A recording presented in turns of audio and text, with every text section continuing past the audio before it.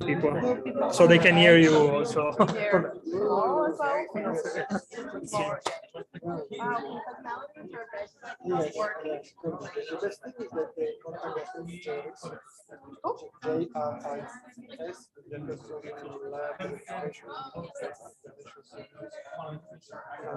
They can check.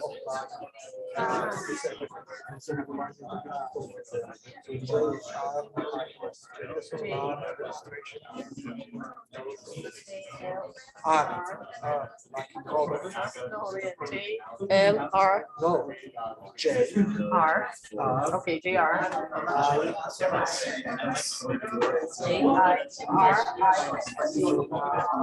I'm going to mute this because I can hear it.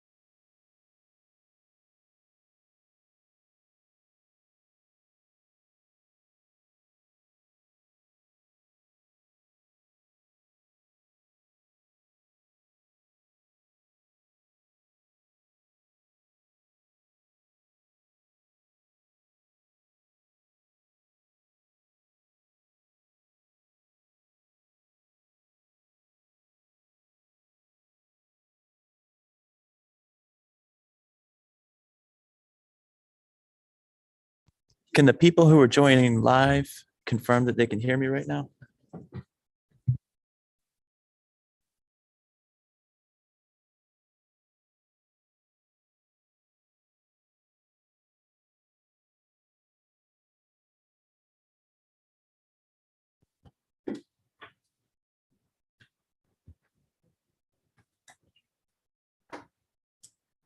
Okay, we are back for the first physics talk of the school. It is my great pleasure to introduce you to, or her to you, Cynthia Keppel, Associate Director for Experimental Physics at the lab, former professor at Hampton University, friend and colleague of mine, and also former boss of mine. I can hear in part because she persuaded me to, and I stayed. So it was good for me. Tia will give you an overview of what we are doing here. So please go ahead. Even better for us.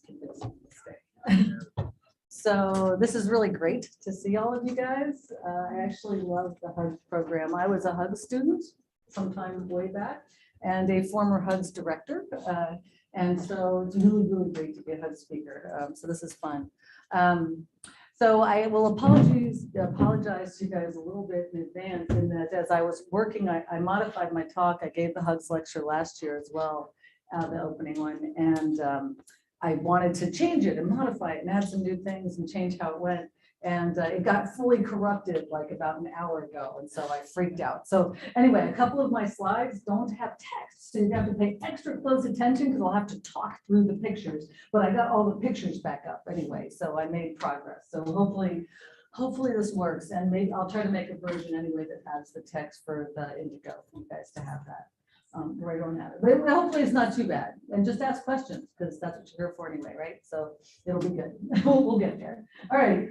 So starting very big picture. Why doesn't that go away?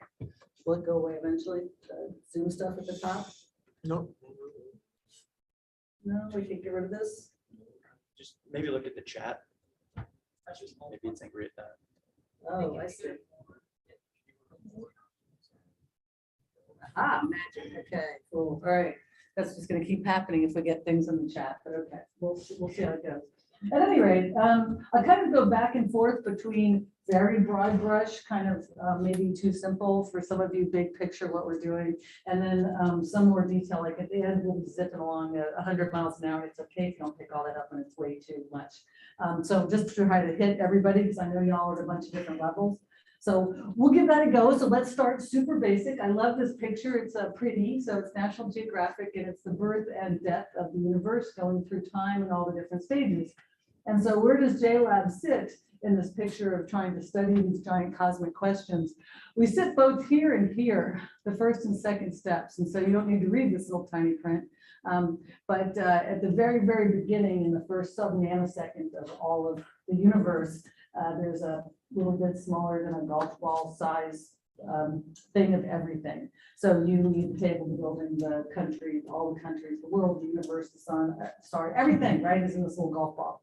And this golf ball is full of quarks, kind of it, right? And then quarks are a really strong repulsive force, right? And as this repulsive force takes over, this golf ball expands to eventually become the universe. But the first thing that it does is these quarks become protons and neutrons. And that's like in the first millisecond. So what we really want to look at Jefferson Lab are these two things: the fundamental structure of visible matter, so the quarks and gluons that make this up, but also the borderline of how these things form hadrons, mesons, nucleons, and nuclei, right? So not just the sort of structure so much of the quarks, but how matter is formed, that part. So that's where we sit, and that's our big overarching mission that maybe all of our entire experimental program maybe sits under those questions broadly. So that's where we are in the very, very big picture. All right, why am I not switching? Okay, I'll switch over here.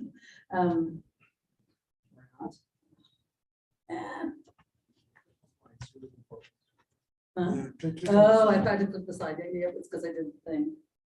Yep. Okay. So how do we do that? You guys, I'm sure, probably have a picture for this, but I want to make a point that isn't always made.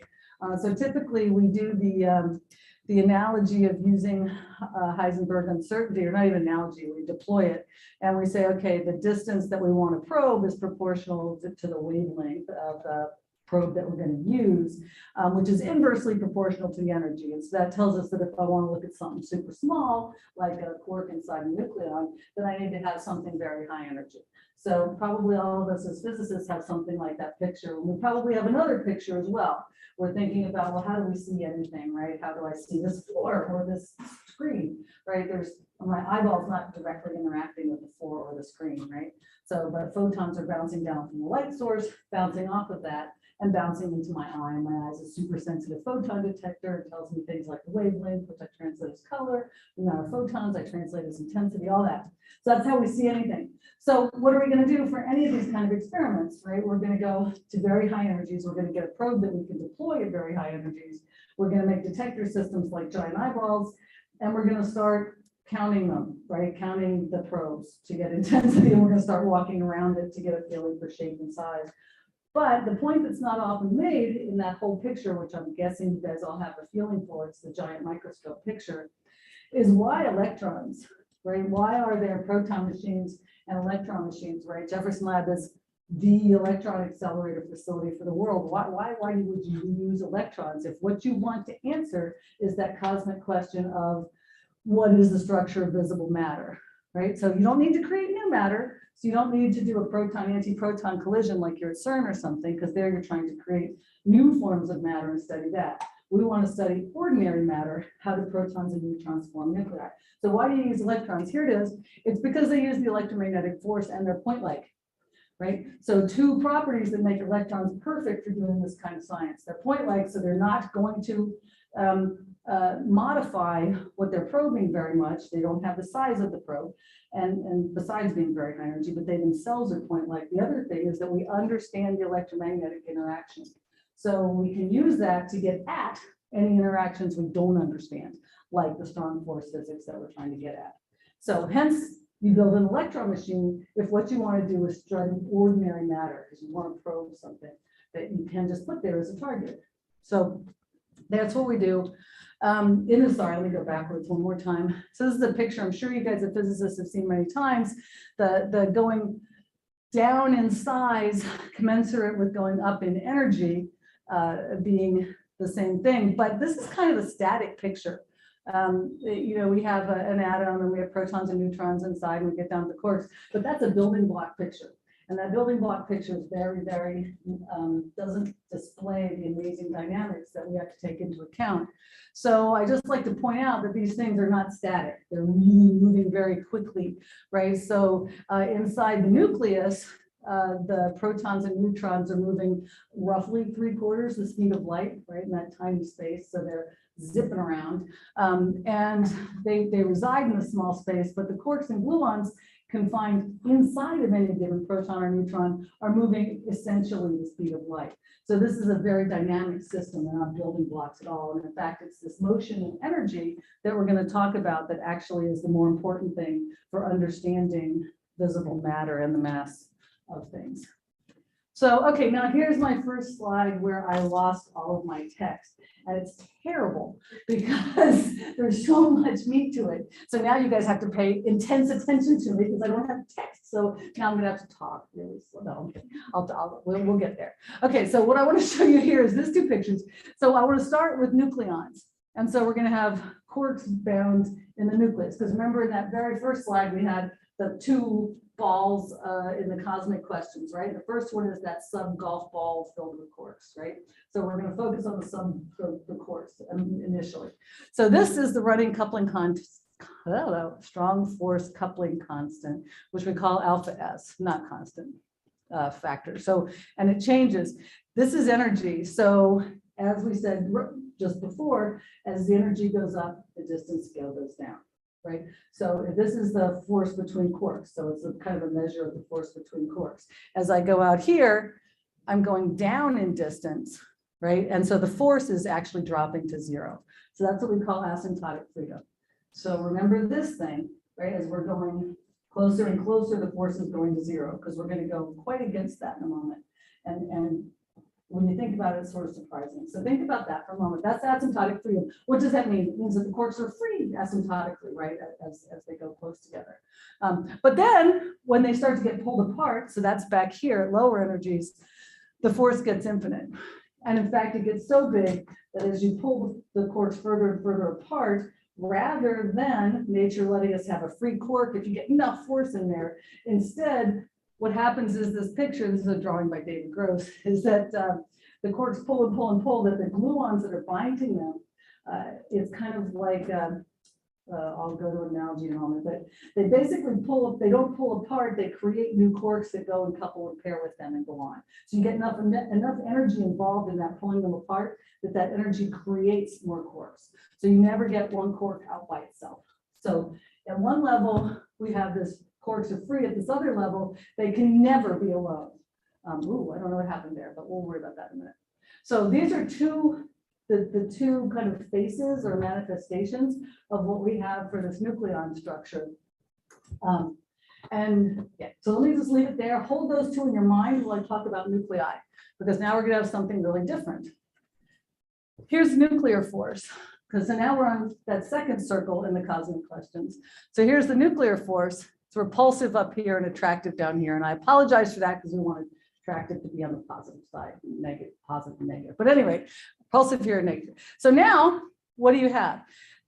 This is the electrostatic Coulomb force. So think about protons in a nucleus, protons positively charged, right? So you know, opposites attract, likes repel. So at some point, the protons, when you think that they're in the nucleus, why isn't the nucleus just blowing apart? Because it's got these two positive protons, right? They should be repelling and repelling and repelling because there's nothing else in there with charge. Yeah, but they don't do that. But that's what you would have from the electrostatic Coulomb force, right? That would be just, that's what we know. That's electromagnetism. Opposites attract, likes repel. But instead, we have this strong nuclear force as well, which does this thing. So this is a weird force. So as these things get closer and closer, it actually becomes infinitely repulsive there, yeah? And then they get further apart and it becomes quite strongly attractive. So these nucleons have a repulsive nature as they get further apart, an attractive nature as they get close, and then the force goes to zero again as they get further, and the force goes back to zero again as they get further. And in fact, eventually the Coulomb force takes over, and that's kind of the world that we're used to living in on a more macroscopic scale.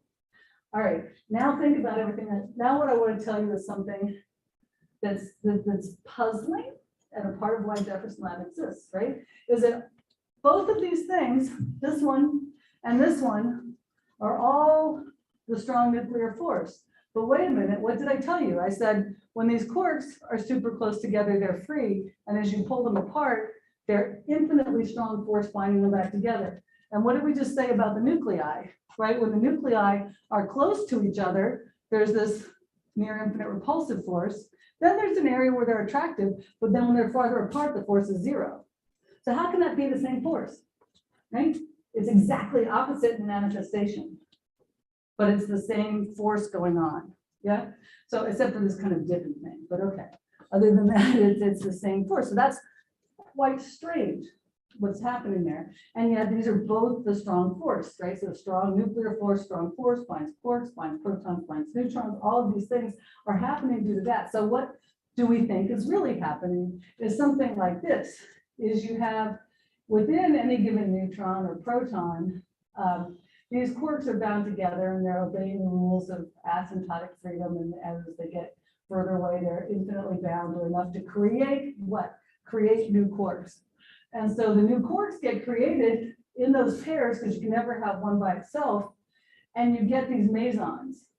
And now what's happening is that same force that created those, these mesons are actually mediating the force between the protons and neutrons. And that's how you get the same force that's giving you two drastically different manifestations, right? So this is how we picture both the quarks bound in the nuclei bound together, how those things are interacting, all from kind of one picture. That's our current thinking. I'm going to guarantee that something I told you in there is somehow wrong, okay? Because you're going to figure it out 10 years from now. Because we don't actually know how all of that works really well. We don't know a bunch of things, like we don't know why we can't have, why we don't have 5 quarks, like one of these guys living with one of these, or we kind of do, but only for a little bit, or why don't we have glue balls and things like that. There's a whole bunch of things we don't understand, which our current thinking would allow, but this is the picture that we have right now.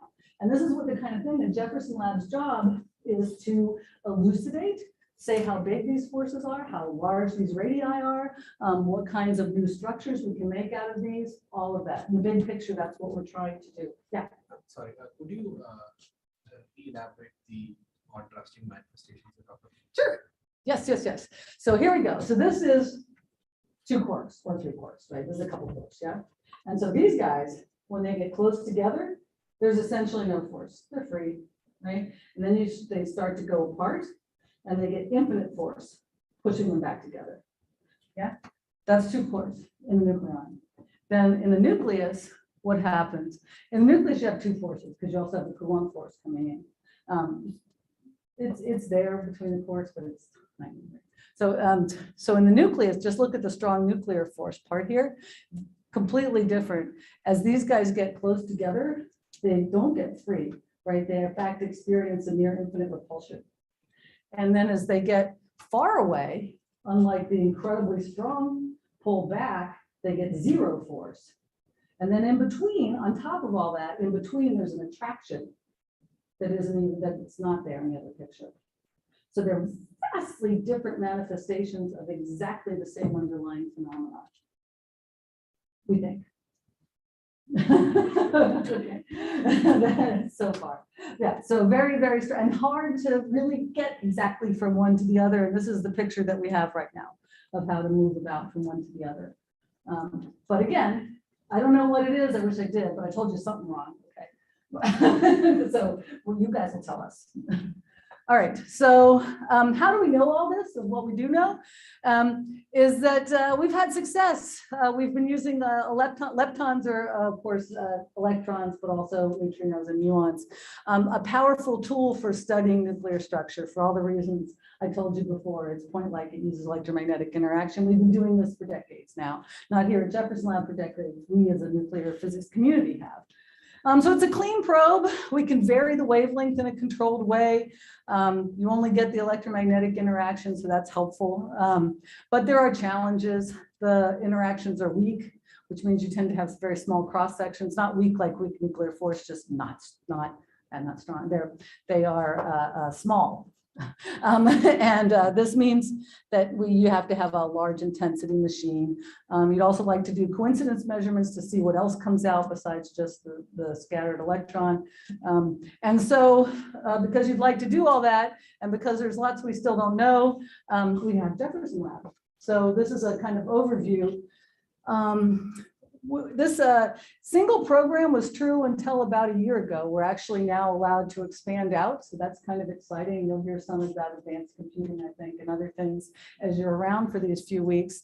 But we have been in operation since '95. We use the Continuous Electron Beam Accelerator Facility. That's what we call our accelerator. So it's CBAF at Jefferson Lab. And it runs around below the ground, this kind of structure here.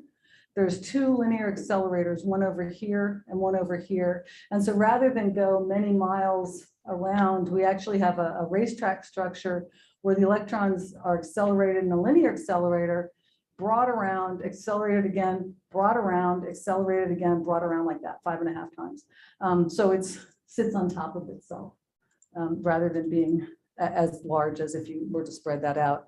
Our mission, as I said, is we want to understand the structure of matter through fundamental research, and then also to advance accelerator nuclear science technology. And I'll say one slide about that near the end, if I have time. So we have the largest nuclear physics community in the world, and it's still growing. We have about 700 employees, including 27 joint faculty, or joint and bridge faculty. These are people who have positions at universities as well. We have about 170-acre site, about 1,700 active users. These users actually come from 39 countries and 278 institutions. So it's a broad worldwide physics community.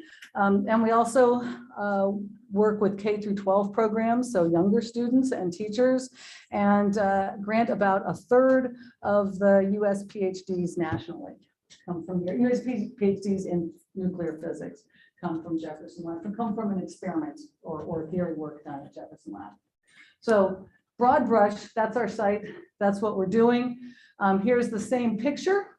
I'm trying to give you a better feeling what I was saying about a linear accelerator around, accelerator around, accelerator around, like that. All this stuff is under the ground. And then the beam can go, so initially it is injected. So we have an injector where we get the electrons from, and I guess you'll get an accelerator talk, so you'll hear about this, but more or less you kind of bubble them off of anything, right? Because there's electrons in anything. And so if you can put a high voltage to a conductor, electrons will become close to free and you can pull them off and move them on. It's not all that simple, and our injector people are really, really good, and they do a lot of amazing things to polarize the beam and things like that. But there's an injector. This is the first source of the electrons. Then they go through these linear accelerator regions. Through the world's largest helium refrigerator, because we're a fully superconducting accelerator facility, and so like a lot of cryogenic engineering going on.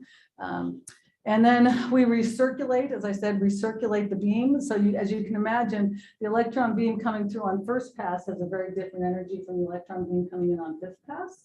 So these magnets need to be different for each of those passes. So each of these layers is a kind of a different, it is definitely a different magnetic path, and it's associated with a particular energy.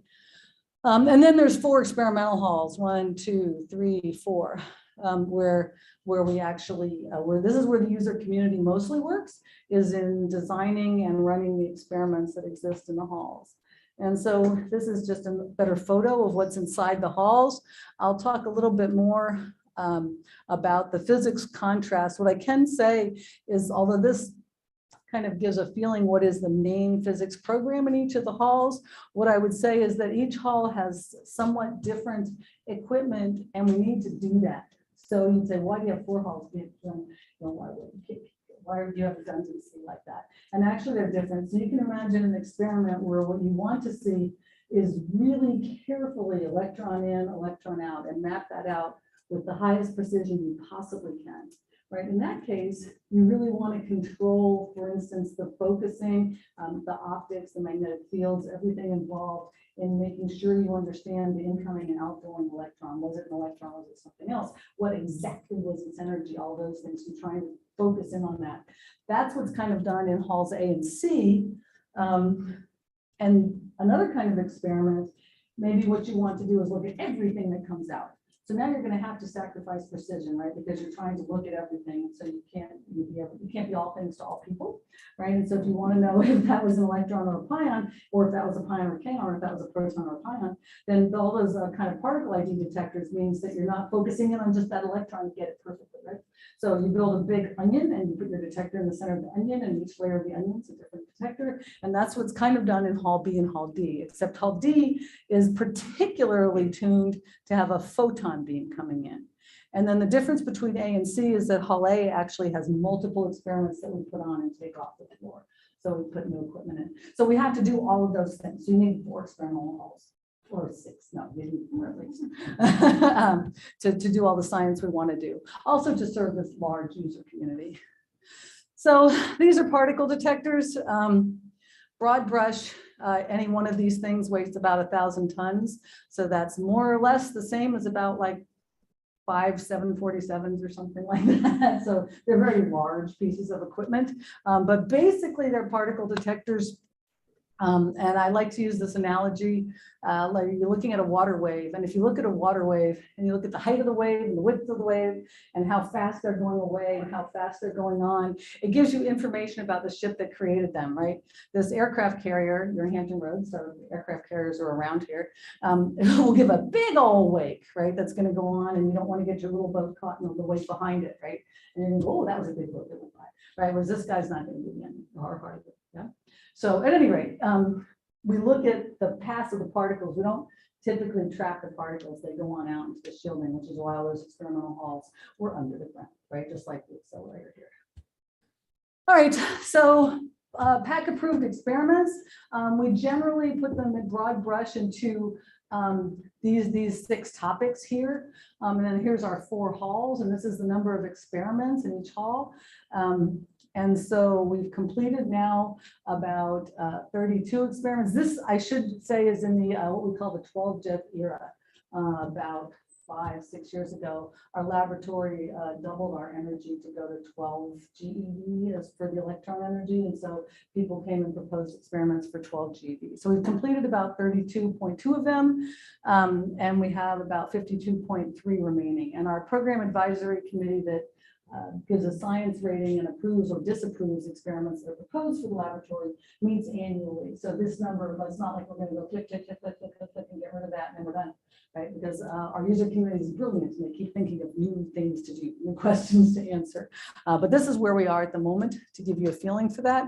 And if you look over here, you'll see things like, as I was saying, we don't, questions that we still have, the 3-dimensional structure of hadrons. So not only, again, not just a building block picture like there's 3 quarks and a proton or something, because there's more than 3 quarks, but also, and they're moving really fast, but can you get a picture of their 3-dimensional structure? Like, how are they moving? Where are they moving? Are they moving around the outside, inside? What's going on, right? Do they cause changes in the proton structure? Is it dynamically moving? All those things sits in the 3D structure. That's very different from hadrons and cold nuclear matter, which is more about how do these protons and neutrons make up nuclei. Right, and so there's, we divide them that way. And you'll see that pretty much we're evenly split amongst all these questions. So what I thought I would do for most of my talk, there's not a thing in here. So, a clock thing. There used to be. There used to be, I know, that's why I keep doing this. So you're wondering, like, we're all doing that. There was a clock here. So You're good. So you're at the half-hour mark. good. Okay, that's probably perfect. So what I'm going to do is do 2 things. I'm going to show you a couple of experiments that are running in a little more detail, and then we're just going to zip through a smattering of other ones, so you just get a kind of a feeling and see some things, and it'll give you a feeling for the magnitude of the effort, I hope, because there is not time to talk about the science of Jefferson Lab, because there's 52 experiments, right? And I could talk for an hour at least on each one of those experiments, and you guys would be really sick of me. So we're not going to do that. So I picked 2 ones that are running right now to give you a feeling for those experiments and how they link together. And then I'll kind of whoosh through the program that's running at the moment. So this is nice because I chose this one in part because it's running and in part because it hits those two circles and the big cosmic questions and the thing I told you about linking how quantum chromodynamics is going to link both nucleon and nuclear structure a bit. So in Hall A, we're running an experiment to look for the neutron form factor.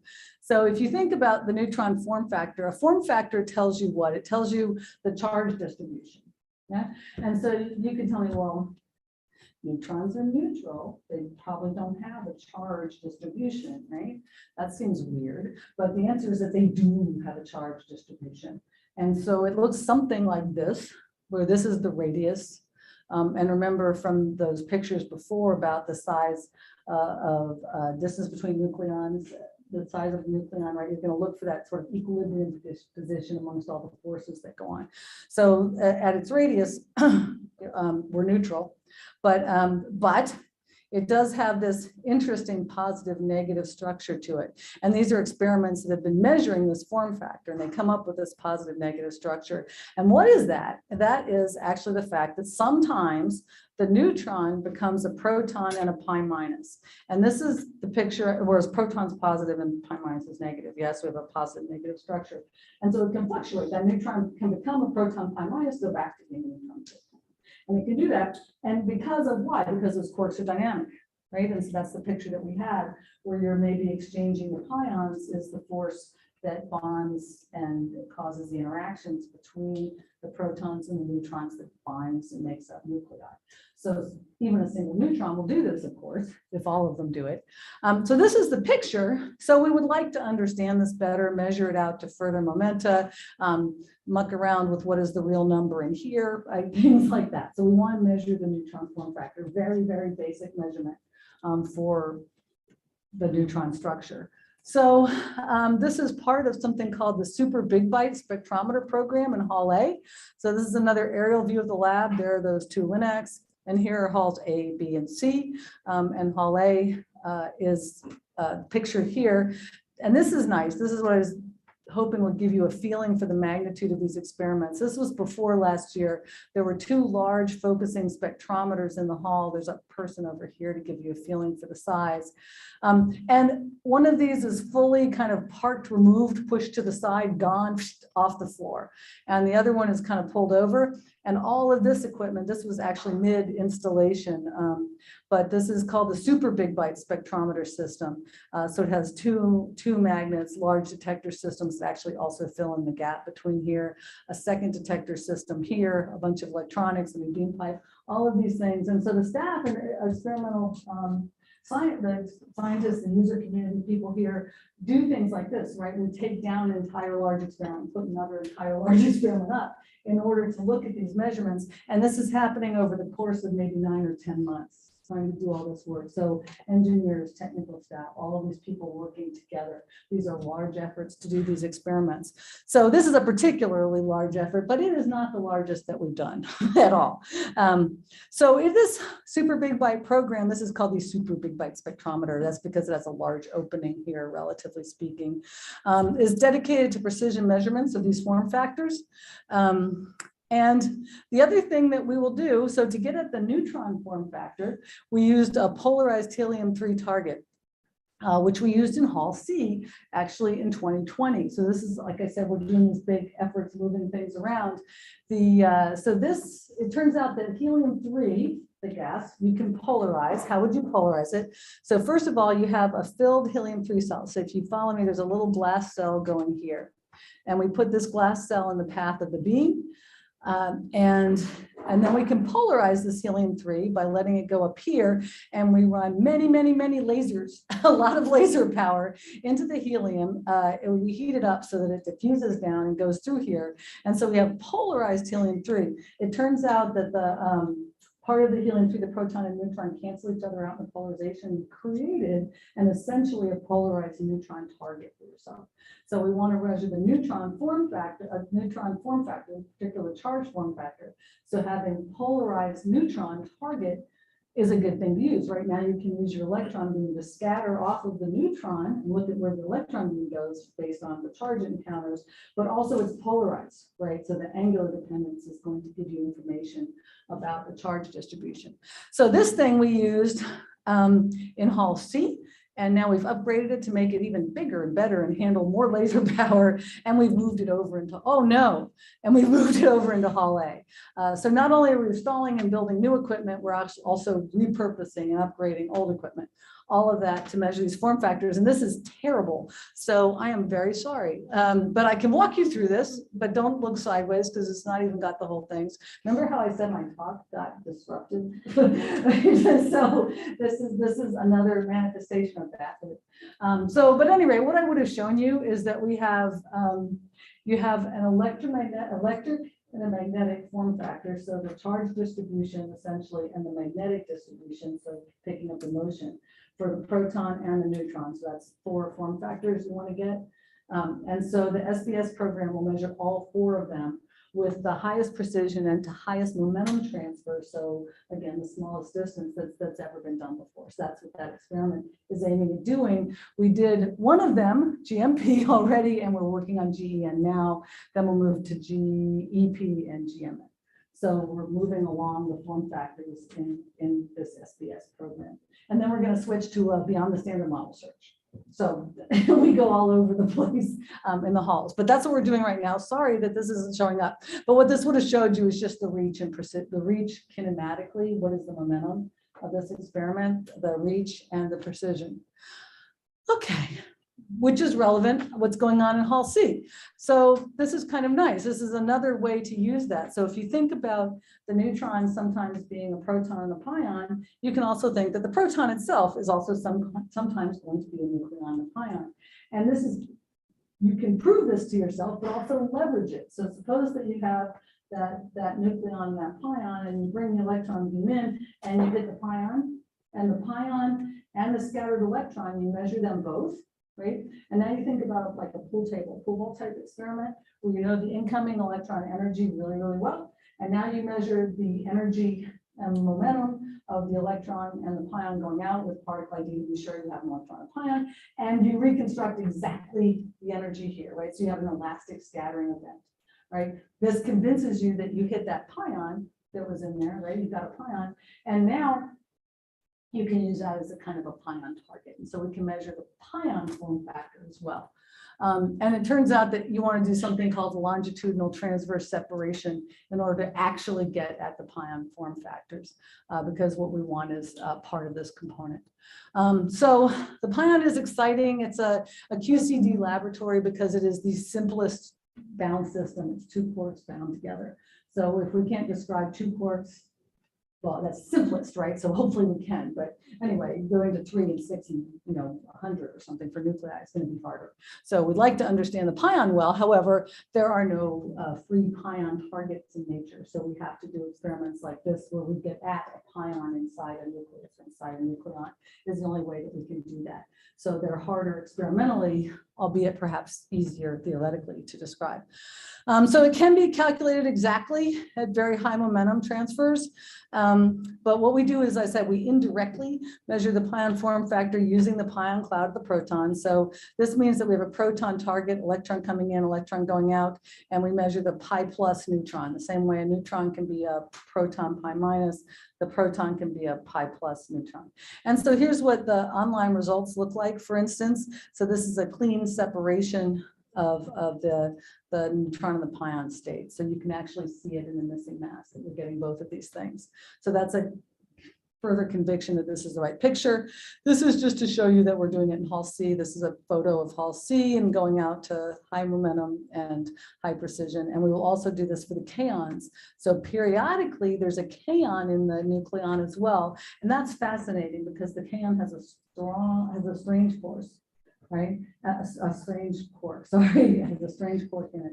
And so that means that some part of the time as that proton or neutron are fluctuating into a nucleon and a meson, sometimes there's strange quarks involved in that. So they're heavier. So you want to think of the proton as being, say, a UUD, right? but it's not only a UUD, right? It's a very dynamic system. It's a UUD plus an S and an S bar and some other good stuff. And so sometimes you can actually get that kaon that's created from that SS bar. This is a very important measurement. Another way, just to give you, again, a feeling for what's going on, we have this picture, very static picture of the elementary particles and elementary forces. And if you think about the nucleon, we could say that the proton, for instance, is an up, up, down, but that would actually give you that the proton should weigh about 10 MeV. So this should be another clue that our static picture is not a good one. And also the proton spin, when we measure the spin, only about a quarter of it is carried by those up, up, down quarks. There's something else going on. The proton mass is closer to a GeV, 938 MeV or so.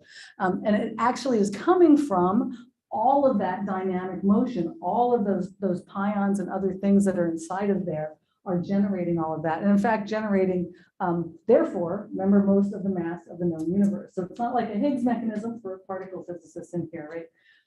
More than 90% of the mass is actually sitting in quantum thermodynamics from these dynamic interactions.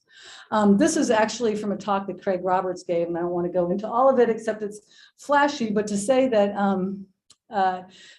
now that we can make sort of practical, this is from a theorist, right? So difficult experimental pion targets, we can move beyond the proton to explore and explain an entirely different form of hadronic matter, the mesons, with which the universe would not exist because the mesons are going to be the component of that nuclear force. So from a nucleon picture, or from a quark picture, they're the simplest. There's two of them make up a meson. From a nuclear picture, they're carrying a nuclear force. And so what we want to get at is the balance between those things and understand both. It's nice that we can study pions. But that is just one component of the Jefferson Lab program. So I thought I would show you that because we're in, actually, when you go out to the halls, when you guys get a tour, that's what you're going to see being set up in halls A and C are those two experiments right now. But there's two other halls and there's other experiments proposed for A and C, looking at different things and related things. So this is a feeling, this is a look at the recent life of the hall. This is hall D. This is experiments and runs up to 23. And again, this means in this 12 GeV era. So not since the beginning of Jefferson Lab, just in our recent era. So since 17.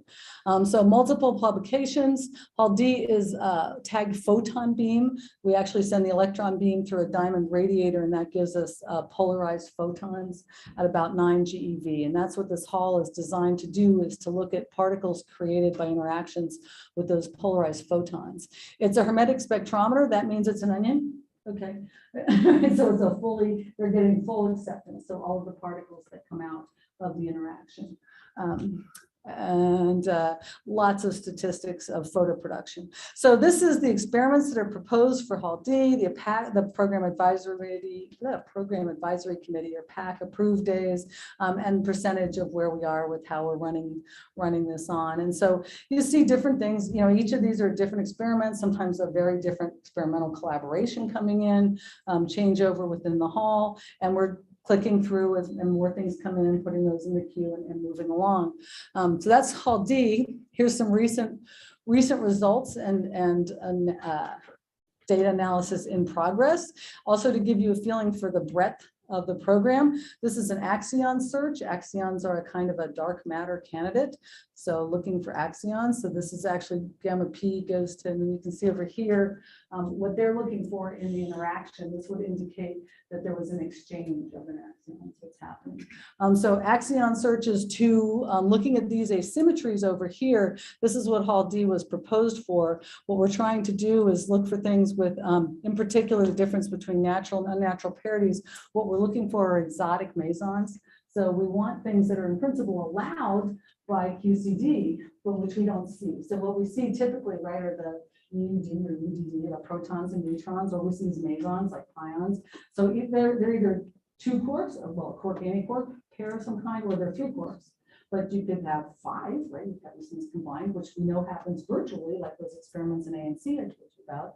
But why don't you have like bound objects that just exist like that? Right? And so why not is a big question. So that's in part what this call is looking for, are these hybrid mesons.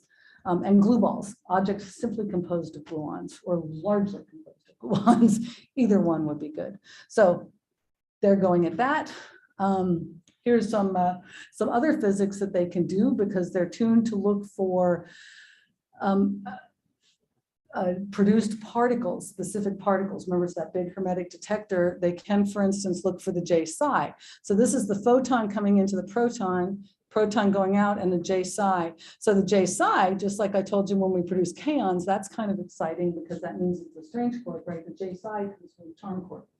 So this is actually even a step further in looking at what happens in this interaction inside the nucleons, creating these new particles as part of ordinary matter. So this is J psi. They're going to continue to do that, building new detectors for calorimeter, transition radiation detectors, up our game in doing this to higher precision. And then something completely different, right? So you've seen exotic mesons, you've seen axion surges, you've seen J psi production, and this is looking at more conventional nuclear physics. This is looking for short-range correlations for the first time using a photon beam. And here, what we're looking at is nuclei, so big nuclei, right? Carbon, something like that, not nucleons, nuclei. And as we said, it's very dynamic. These nucleons are moving around 3/4 speed of light, something like that. And so at some point they're going very, very high momentum. Yeah. And those very high momenta come from what we call short-range correlations. That's when the nucleons in the nuclei are very close to each other. So they're interacting very strongly. They're moving very fast. And so we want to look at that and map that out. So they're doing that. So nuclear physics. So I like this because it's giving you all these different questions, different kinds of things that we can use by changing this equipment up somewhat, right? Not a small effort, but it's kind of a vast amount of questions our user community can ask that we can handle in these halls. Yes. No kinematic fit. So yeah, so what they're doing here for the short range correlation studies, I also have added in something called color transparency, which I didn't talk about, but that's what it's speaking to. The color transparency is basically when a nucleon gets hit with the electron beam with very, very high momentum transfer. So it's got a lot of momentum transferred to it. Typical thing is it breaks apart. That's deep inelastic scattering, right? It just breaks apart. Sometimes not. Sometimes it holds together.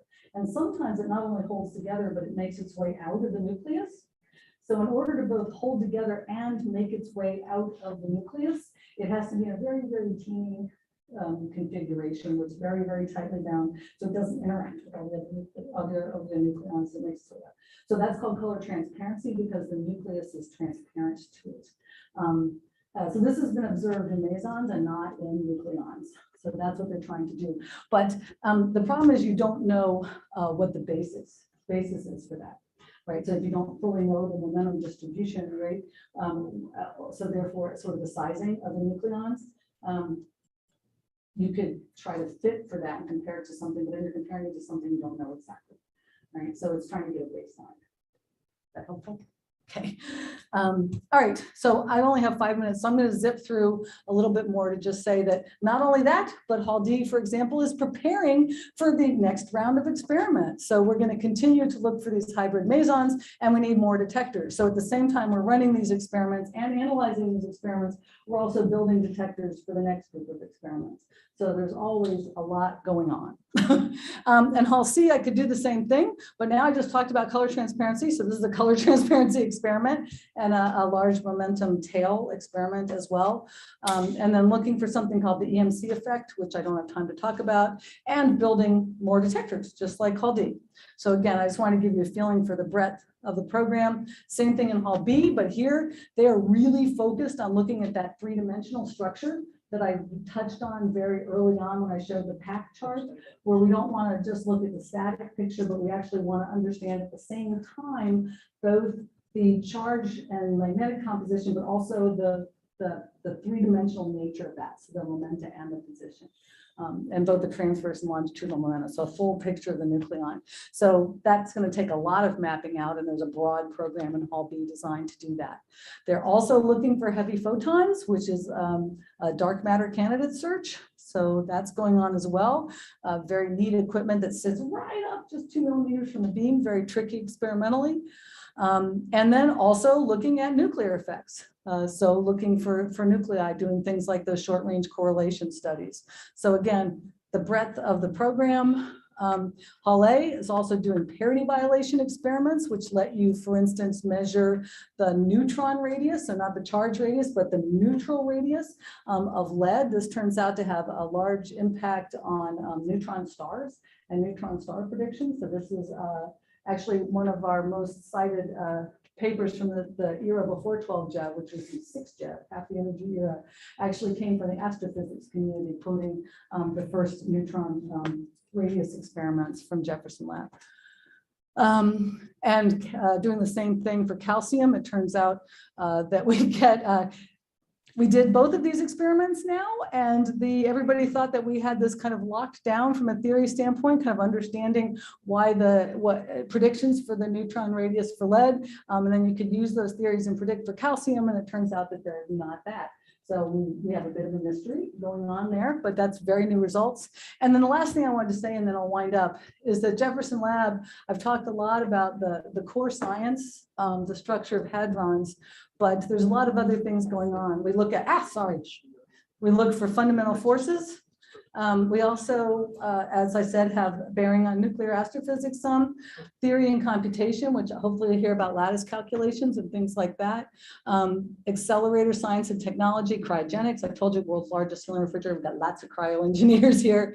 All of these things, and then other applications of all this technology. So one of my personal favorite side hobbies is medical instrumentation.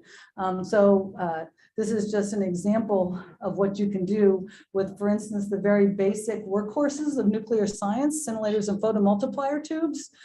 This is a device that moved out, the technology moved out from Jefferson Lab to do this. This is a comparison of a mammogram, which is a breast x-ray.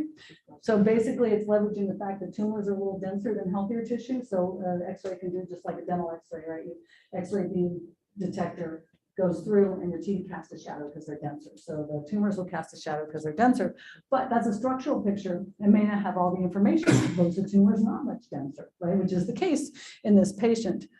There's not really a large density region. Another approach is what's called functional imaging, where there are certain substances which are preferentially taken up by tumors. In this case, it's a substance called sestamide, which works with the mitochondria of tumors.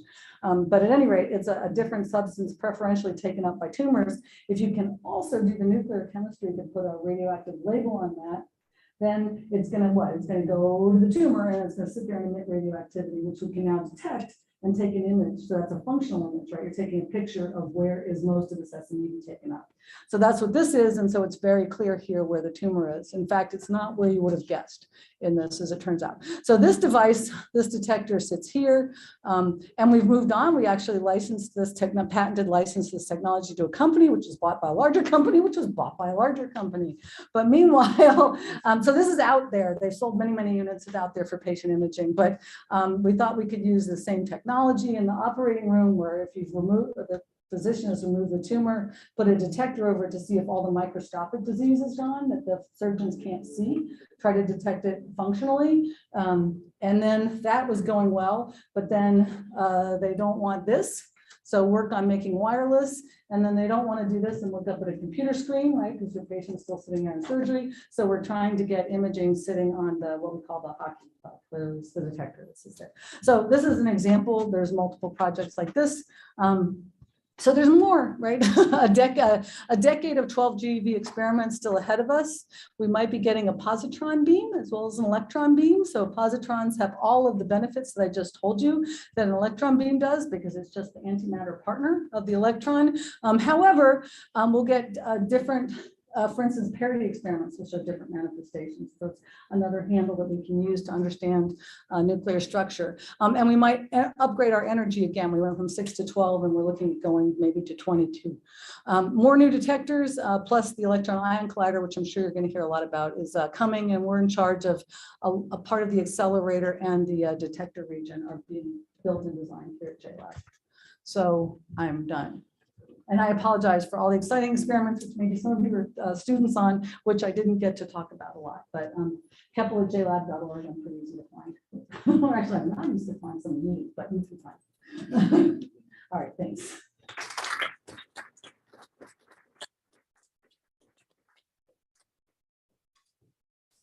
Now we are open for questions now. Please go ahead. It's not. So the fire compactor, since the fire is not using a system, so it's not free, does it change the compactor compared to fire?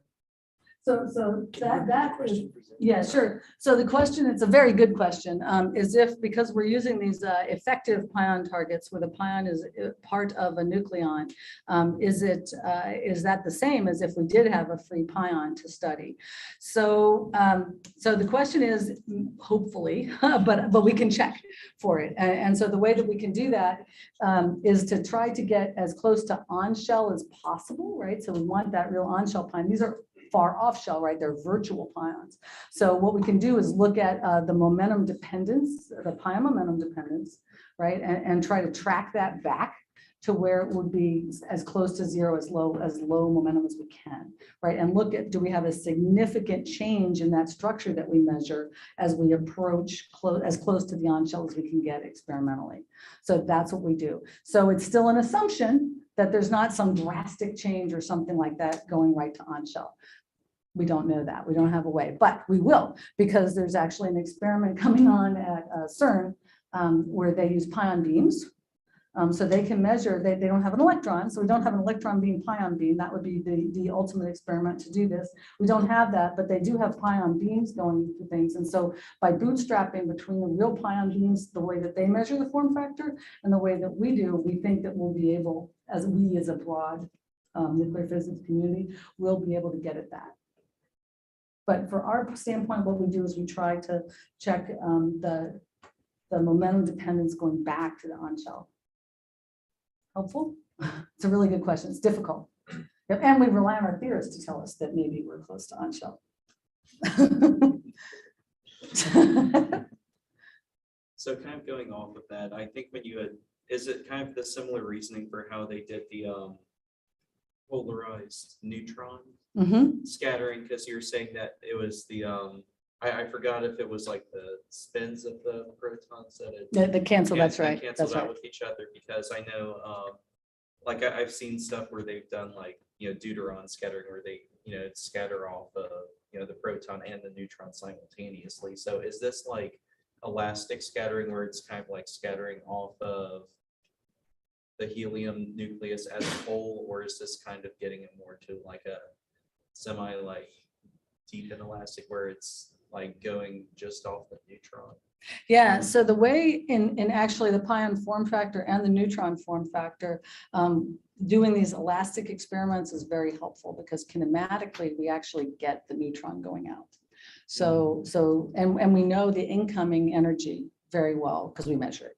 So we know the full energy. That's why I kind of liken it to a freshman physics like pool ball type you know, any kind of scattering basic experiment, because you know all the total energy coming in, and you know the angles and energies going out, and you know that you only had those particles because you're detecting for everything. So you reconstruct the energy going back. So we call that elastic scattering. So we actually don't get the full thing because this neutron was sitting in its helium-3, right? So it's almost the same answer I'm going to give you, is right, is we're going to detect that neutron, and we're going to do this at various angles and momenta, right? And double check that it's not changing as we go lower and lower, basically, yeah.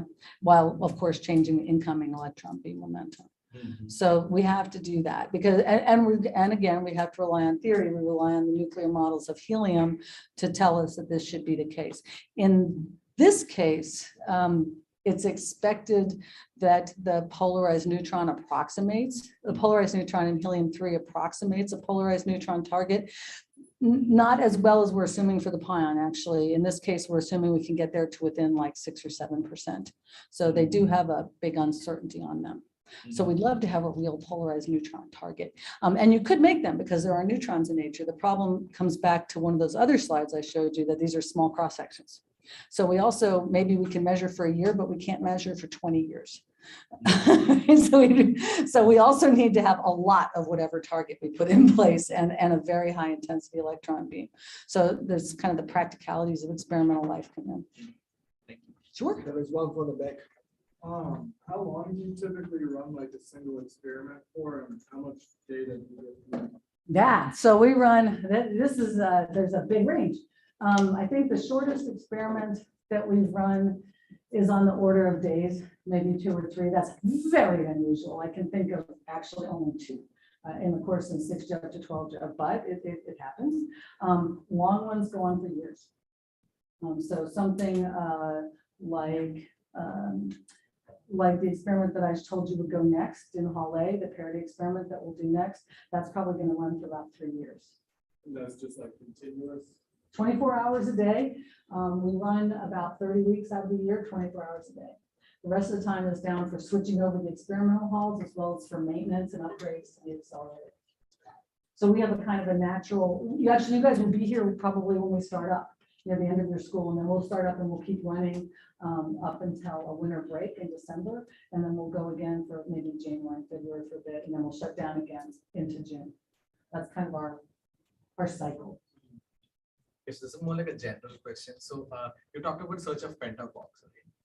And Alice recently established that pentaquark exists in the charm sector, but not in the straight sector, using a specific confined set of quarks. So now when different experiments have almost overlapping motivations, like what is your take on how these experiments should collaborate with each other, collaboration across experiments?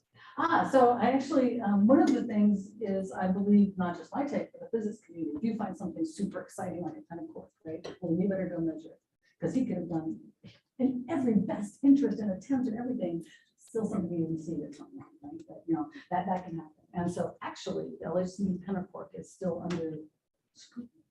But not scrutiny from a bad way, right? It's not anything bad. Like these are very hard experiments, not just at Jefferson Lab, but CERN everywhere. And so double checking is one of the things that this community does, especially for really hard stuff. So first of all, I think that is the spirit of cooperation, right? It's like, oh my gosh, that's very cool. We'll go try and see if we see it too, right? And we'll change quickly to try to do that too. So another thing about those program advisory committees, it's not in line like a train, like you propose first, you propose second, you propose third. So it's the order you're running in. No, we actually do it. Yeah, no, it can have scientific priority. So our searches for the pentaquark actually got pushed into line closer in order to hopefully help the community to look at what do we see. And then sometimes you can see something different about it than what they saw or something like that. So we begin to launch a new study. And then sometimes we just change order because it's experimentally expedient, right? Like this guy can run really well, this thing, this other hall, so we can do all the science together or something like that. So our scheduling is quite a complicated piece. So yeah, my personal take on how to go across the communities is to do as much interaction as you can, theory, experiment, different theories, work worldwide, because these are precious facilities. There's not many of them, there's a handful. And it's a huge effort to get any amount of this data out. And so sharing and discussing will help all of us do best. So many conferences and workshops, you know, and to try to talk to. Also, it's really hard to understand this stuff, right? So you need as much help as you can get to try to do that. And this is also a special thing about JLab. So you can design experiments to answer a specific question that comes up today. You design an experiment, you get it running, and so on and so forth. So you can do these things much more difficult at LHC. Yeah. Bigger collaboration, you have that machine there. So here we have this flexibility. It's a very complementary and very different kind of collaboration and environment that you work in compared to LHC or RIC. So it's a very special thing that we have here at Jefferson Lab. And oftentimes there are still human scale experiments. So where a graduate student has a chance of doing next to everything. Yeah. So it's still special in today's things. There was one question there and another there. So Thank you. Thinking farther into the future, how do you think the focus of research here might change as the EIC starts to complement the research being done here? Yeah, so the EIC, of course, is much higher energy. It is a tribute to electron scattering, right? This is way, but it's always going to be much higher energy and much lower luminosity. And that's just the nature of the machine. And so we're going to sit in this lower energy, higher luminosity space. So it turns out that that's what I would call the valence regime. So that is where you can best study the partons in the nucleon, the quarks in the nucleon that have that make up the quantum numbers of the nucleon, right? And so they happen to have the highest momentum in the nucleon typically. So that's the Bjorken X variable, for those of you familiar with that.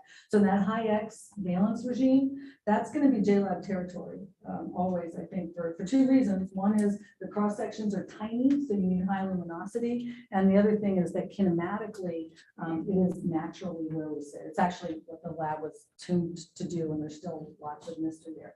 The other thing I can say is that for other kinds of studies, like actually we work together on and things where you want to look at, say, the partonic structure, and what you really need is this whole big picture, right? You need not just the valence regime and low energy, you need to see how that links to the high energy regime and vice versa. You need to be able to go back because you're really looking at how things change across scale.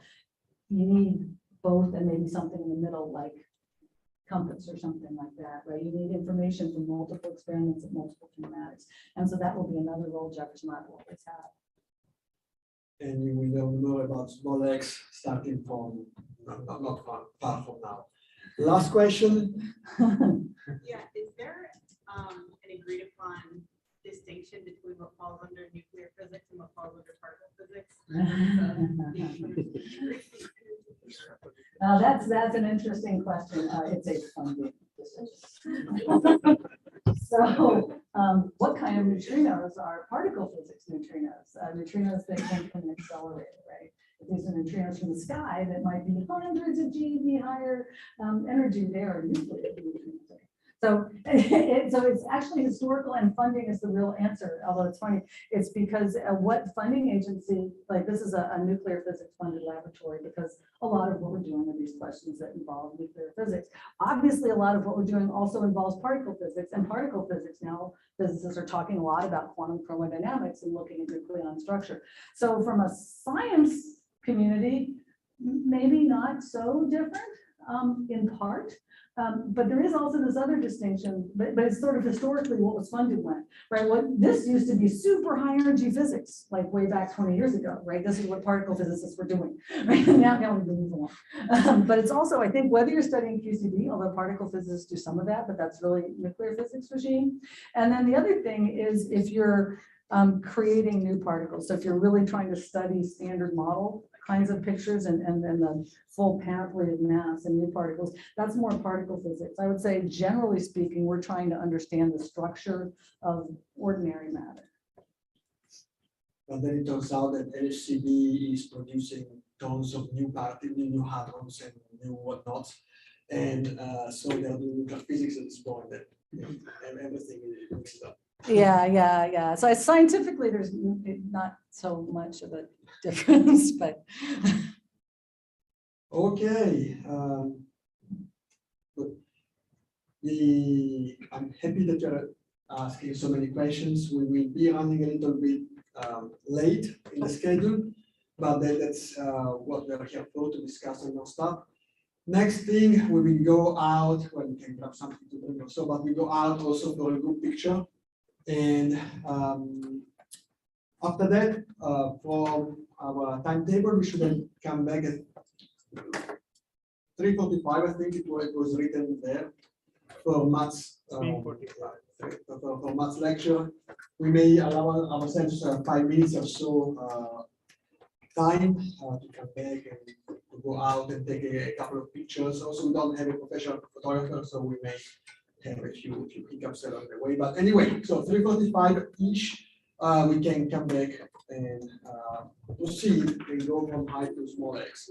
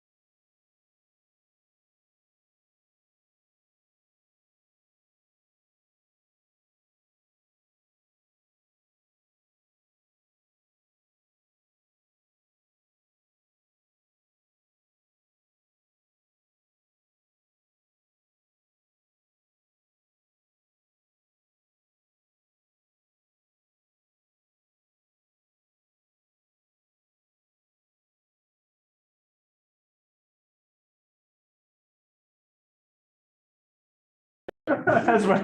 That's true. That's true.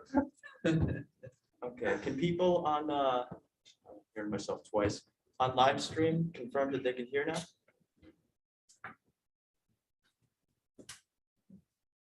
Testing. You guys hear me online? Sounds like yes.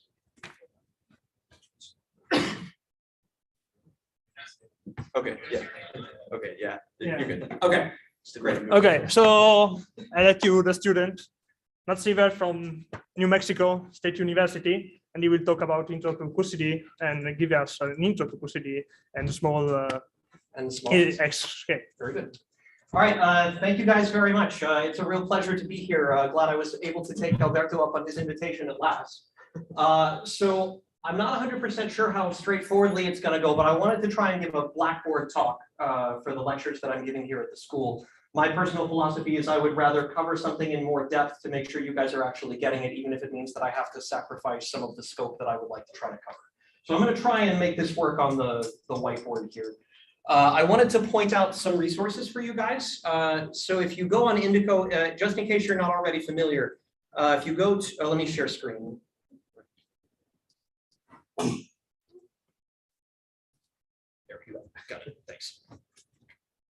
Okay, so just so that everybody's on the same page, if you go to the Indico page, you can go to the detailed view if you're not already there. If you scroll down to the lectures, you'll see the lecture material. I've uploaded 2 files here. One of them is the PDF version of the lecture notes that I'm going to be going through on the board. Don't worry about following through all the stuff there, but if you miss something that I go through on the board, you can look it up in more detail there. I've got some figures that I'm going to be showing here on the screen. That's the figures file itself. So for the most part, this is the kind of thing that I'll keep on the projector, and then I'll just work on derivations and stuff on the whiteboard and then jump back and forth to make comments. So, okay, without further ado, I was asked to give the introduction to QCD and the introduction to small x physics, which are of course different things, but they fit together very naturally. So I'm happy to have the opportunity to sort of tell the story from the very beginning. I'm not 100% sure how well the timing is going to work, so we'll see whether what I think is one lecture actually turns out to be one lecture, or if we have to renormalize the charge a little bit. So, okay, without further ado, let's dive on in. When I first sat down to formulate what I wanted to say to you guys, the natural question that I wanted to begin with, of course, is what is QCD? Of course, QCD is quantum chromodynamics. There's a very simple, precise way of stating exactly what QCD is. QCD is the non-abelian gauge theory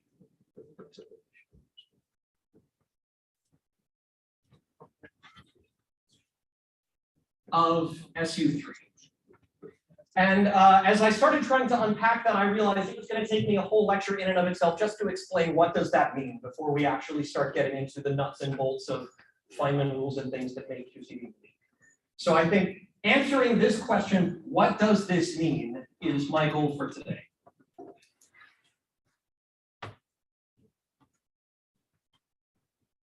So I wanted to start by sort of localizing us in the scope of theories, quantum field theories that we use to describe fundamental interactions in nature. Am I still screen sharing or not? Okay. So just to orient ourselves, the language that we use to describe fundamental interactions of particles are relativistic quantum field theories. That is our best and or only way to marry together the Heisenberg uncertainty principle of quantum mechanics with the Einstein relation that allows you to create mass from energy and vice versa. Quantum field theories are fundamentally a multi-particle description of nature, and that's inevitable. It's necessary when you can have fluctuations in the energy that then can go into creating masses. So particle-antiparticle creation is a fundamental aspect of quantum mechanics plus relativity, and that's the part that quantum field theories solve elegantly. Of quantum field theories, the trivial ones we call free theories, but they play a really essential role in the formulation of the interacting field theories. That's because the free theories effectively define what are our particles. So what do I mean by a free theory? Let me start there.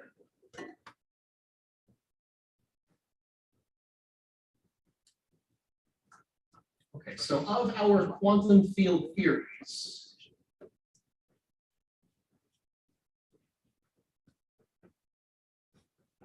The non-interacting or free theories, these are theories whose defining property is that their equation of motion is linear. And that's because these give you a linear superposition of independent solutions. Linear superposition principle.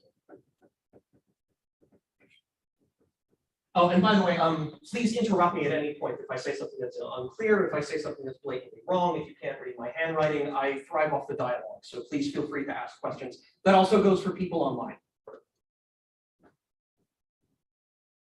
So for example, the familiar Klein-Gordon equation. The Klein-Gordon equation comes from the Lagrangian for a free scalar field. 1/2 d mu phi plus 1/2 m squared phi squared. And this gives you the equation of motion, which is d mu plus m squared phi is equal to 0. Why is this particularly interesting or special? This is a linear equation. So if I have two particles that are both solutions of the Klein-Gordon equation, they don't interact with each other. The solution containing two particles is identical to the solution of one particle plus the solution of the other particle. That's the definition of what we mean by a non-interacting theory. So the criteria for what are my particles are, what are all possible field theory Lagrangians I can write down? Do I need to jump back and forth? Everything okay? We stop it sharing. Yes, okay. So the free theories define what are our particles. So we classify the Lagrangians based on what Lagrangians lead to linear equations of motion. Those are simple. Those are Lagrangians that are quadratic at most in the unknowns, which are the fields themselves. And so you can just start enumerating what are all possible Lagrangians that you can write down. Free scalar theory, free spinor theory, free vector theory. You can go on down the list. And this defines the particles based on essentially any possible representation of special relativity. The transformations of special relativity are encoded in the symmetry group called the Lorentz group, and all possible solutions for that algebra describe all possible free particles. So that's sort of the boring part, but it's quite non-trivial to construct what are the allowed particles in nature. When I teach this in class, I tell my students, we have constrained God by writing this down. We have found out what are all possible structures that are consistent with special relativity and nothing else. So this is a complete basis with which to view the more interesting theories. The interacting theories, of course, include the ones we start off with, phi cube theory, phi fourth theory. Yukawa theory is a nice example, the effective theory of protons and neutrons interacting by pion exchange. There's quite a lot of non-trivial physics you can do in the interacting theories, but there's a very special, unique role played by gauge theories. And this is the part that I really want to unpack for you guys in detail today. What makes a gauge theory work? Why is it special? And the shining example that we have of a gauge theory is quantum electrodynamics. QED is the gauge theory of U1 gauge symmetry. And I want to unpack what that means for you guys, because this is our template then to try and understand what is different about QCD. There's essentially one change that changes the abelian gauge group U1 of QED into the non-abelian 3x3 matrix group of QCD. And that one tiny change in structures that are otherwise very similar changes everything about the physics of the theory. So this is where I wanted to start.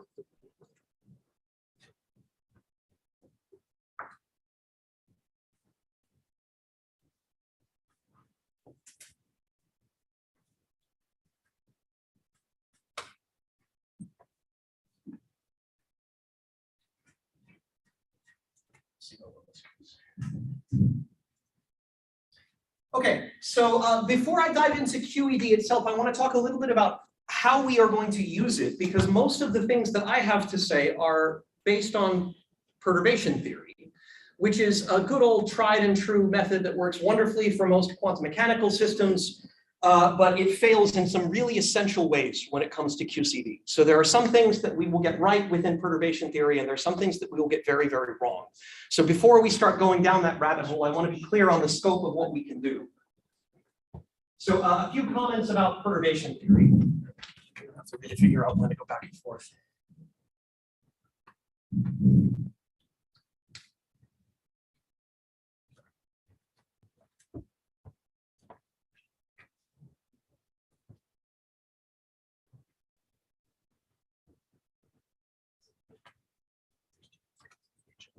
So of course, we know the nice solutions for the linear theories. In general, you don't know the solutions for the complicated nonlinear theories, except in very special cases. So we need systematic approximation strategies which allow you to approximate the solutions.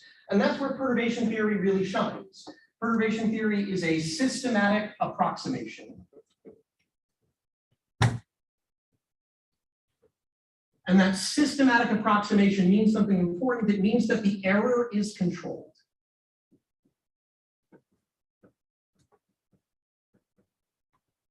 So the shining example of this is you calculate some cross-section in QED. And this thing is a function of the coupling constant. If you could, if you could solve everything about QED directly, because you're just that smart, your answer would be a function of this coupling constant.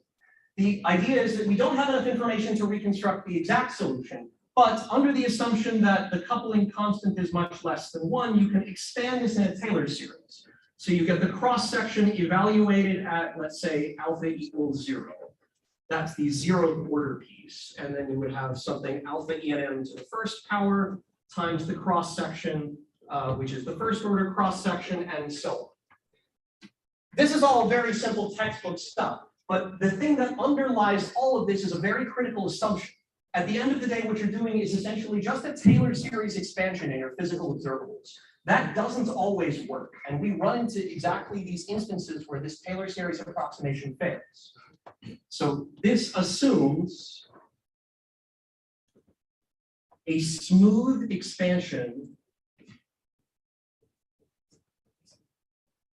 as a function of alpha EN, or whatever your particular coupling constant is.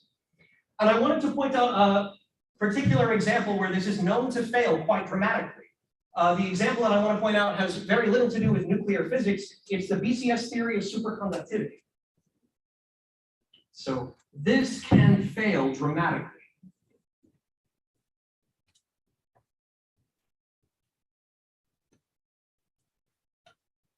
So BCS theory of superconductivity describes what happens when a normal metal undergoes the superconducting phase transition. And when you undergo that transition, there's a radical change in the degrees of freedom in the system. The normal metal is described by electrons that are moving through approximately free bands. But the superconducting state is described by Cooper pairs. So the reason that I wanted to pick on BCS superconductivity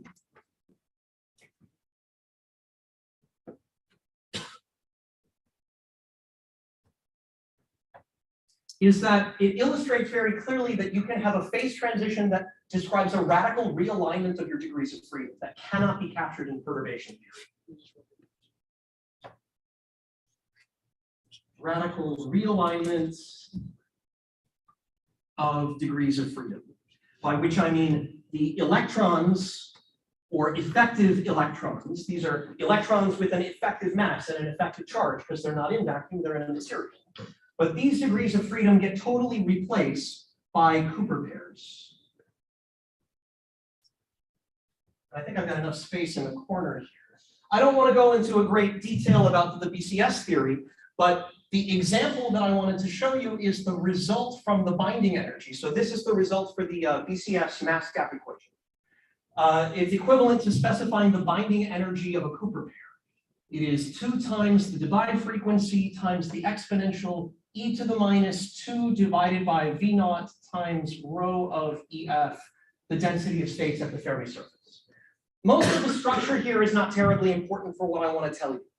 The one thing that is particularly important for what I want to tell you is the functional dependence of this result on the strength of the interaction V naught. V naught is like the coupling constant. This is like alpha S. It tells you how strong the interaction is between 2 electrons that may or may not cause them to form a Cooper pair.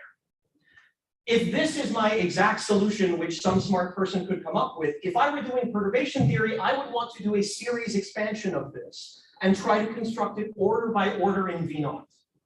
And as soon as you start trying to do that, you realize that there is a very big problem here. This function is of the form f of z equals e to the minus 1 over z. That kind of behavior in the exponent is referred to as an essential singularity in mathematics.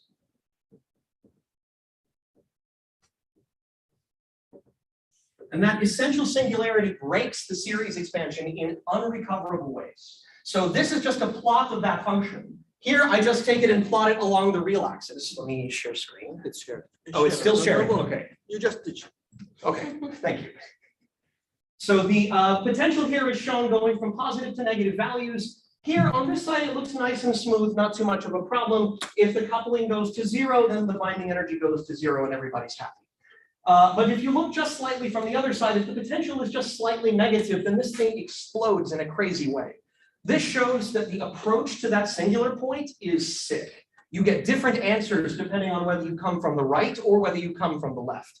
And the problem is even worse than that. If you regard this as an analytic type function in the complex plane, or I regard V naught as something that could be real or imaginary, I get a different answer for every direction you could possibly approach the point with. So the point is that this effect is a non-perturbative effect.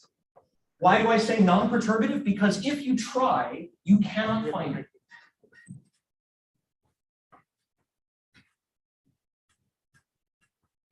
So suppose I take this expression and I try to do a series expansion in it. I would say E binding is approximately, then I would take the first term of the Taylor series. I would try to replace V with 0. And then I would get e to the minus infinity, which is 0. Professor, would you mind waiting one minute while they're Sure. logging back into Zoom? Oh, Yeah, no problem. sorry, It's not being displayed right now. Just let me know when to go. Sure, sorry about that. Such a nice. Yeah, sure, go ahead. I'll repeat the question once we're reconnected. Thank you so much. Sure. So you said that we can do the perturbative expansion when the coupling constant is alpha is much less than unity. Yes. So in this regime, is it much greater than unity? No, not even necessarily. So even if this coupling is small, even if in this example V naught is going to 0, that still doesn't work. There is no value of V naught small enough that will make this work. The function itself is fundamentally sick. Exactly. And that means that this kind of physics will never be capturable within perturbation theory. Are we back? Also. Okay, so the question was, why does it fail? Does it fail if V naught is not small enough? Because usually perturbation theory works when your coupling is small. No, this is an even worse problem than that. This is a problem that no small enough V naught will ever solve. So if I try to expand this thing, the first order term in the Taylor series is 0, or the 0th order term is 0. Plus, now if I try to take a derivative, you'd say, okay, fine, I've got my coupling is V naught. I should take a derivative of the binding energy with respect to V naught, evaluated at V naught equals 0. Well, I take the derivative, I'm going to get some polynomial in front, but I'm still going to get that e to the minus infinity afterwards when I plug in V naught equals 0. So even the linear term in the Taylor series, this is still 0. And if I go to the next term in the Taylor series, this is also 0.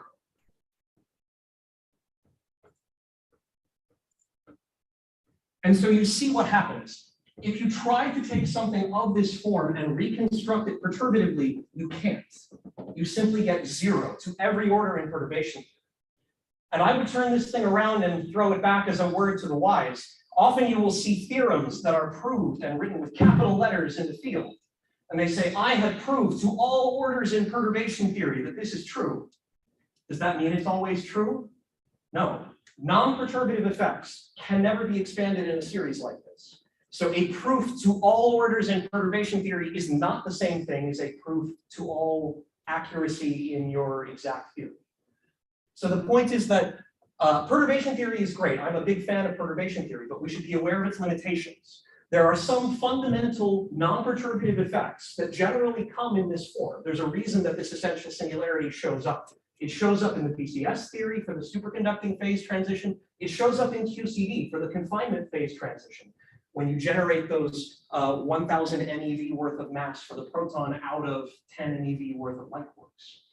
So non-perturbative effects often have this form, and you can see very clearly why that fails. Now, this is only one of the ways that perturbation theory can fail. Even when perturbation theory is working, it may not work the way that you expect.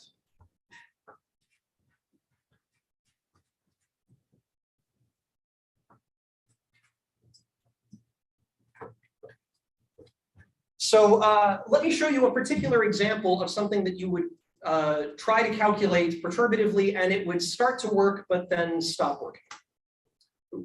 Okay. There we go. Still sharing. All right. So the second skeleton in the closet that we don't like to talk about that much is the fact that perturbation theory usually doesn't converge unless you're incredibly lucky. The perturbation series usually does not converge. And that's a problem. Normally, we like to pretend that these kind of things are convergent series, just like a geometric series, where you say, I calculate to NLO, and if that's not good enough, then I'll roll up the sleeves and calculate to NNLO, and if that's not good enough, then I'll hire a postdoc who will calculate to NNNLO, and so on and so forth. But that's not always going to help you, and that's something to keep in mind. So this is a simple example. Here's a toy integral, an integral that you can do numerically without too much challenge. It's an integral from minus to plus infinity of an exponential. You have a nice Gaussian convergence factor, and then just something else to make it more interesting, a quartic term up in the exponent. This is something very nice where I can do a series expansion of the integrand if I want. Then I get a polynomial times a Gaussian, and then I can do the Gaussian integrals. So this is exactly a comparison between the exact numerical solution shown in black and various perturbative approximations to it shown in the different colors. And what you see is that, let's say I start at n equals 2, so I guess that would be NLO. That's this dark red curve. And you see it does a relatively good job. It doesn't capture it very well when the coupling starts to get large, but you don't expect it to. And when the coupling is small, it fits beautifully. So then you roll up the sleeves and say, okay, let me go to NNLO, n equals 3. And now you get this blue curve.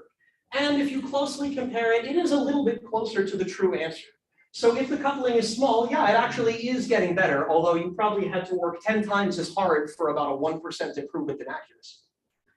But the problem only gets worse from there. You see that as you go to higher and higher orders, 4, 5, even 10, the convergence slows down and even reverses. So as you go from second order, third order, fourth order, fifth order, 10th order, the convergence completely breaks. And in fact, even if you could calculate a 10th order calculation, which don't try it, it's a trap, it wouldn't help you because the perturbation series itself is not convergent. So keep these things in mind as we try to do calculations in perturbation theory. It's a systematic way of organizing our approach to the quantum field theory, but it has severe limitations that we should never forget. Questions so far? By the way, this is referred to as an asymptotic series.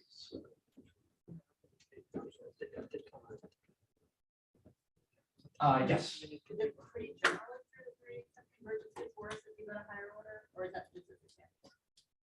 I don't know enough to tell you like on a theorem basis whether it's guaranteed to happen like this. My understanding is that for most physical theories, they are asymptotic series and they don't converge, and only for specially engineered situations do you actually have a nicely convergent series with a finite means of conversion. Yes. This feature for the high order term only confirms the fact we use Taylor series. We can use other expansion series like Cherenkov series or stuff like this. So the question was, if you did a different series expansion, maybe not a Taylor series, but something else, would you get better convergence? That's an interesting question. I don't know the answer. It would be interesting to try. The Taylor series are known for being bad at some special cases. Yeah. Where the Cherenkov polynomial work really well. Yeah, it's interesting. I wouldn't be surprised if certain choices of the basis for the expansion work better than others. But I would be surprised if changing from a strict Taylor series to some other kind of series could change something from being asymptotic to being convergent. So you might get a greater, let's say, regime of convergence before it starts to go bad. But I would expect, just personally speculating, that changing from a Taylor series to something else would not fundamentally solve the problem. Yes. Another thing, can it be that you expand not around lambda equals 0 or v naught equals 0? Yep. Then you expand a little bit away and the thing changes. Can the choice be a problem? Yes, actually, and that sets me up beautifully for what we're going to talk about by the end of the week. Some famous people in the field like to say that the small x physics, or the effective theory of small x physics, called the color glass condensate. Let me write this down. You'll see the abbreviation CGC. It stands for colored glass condensate. This is the effective theory of QCD at high energies and high densities.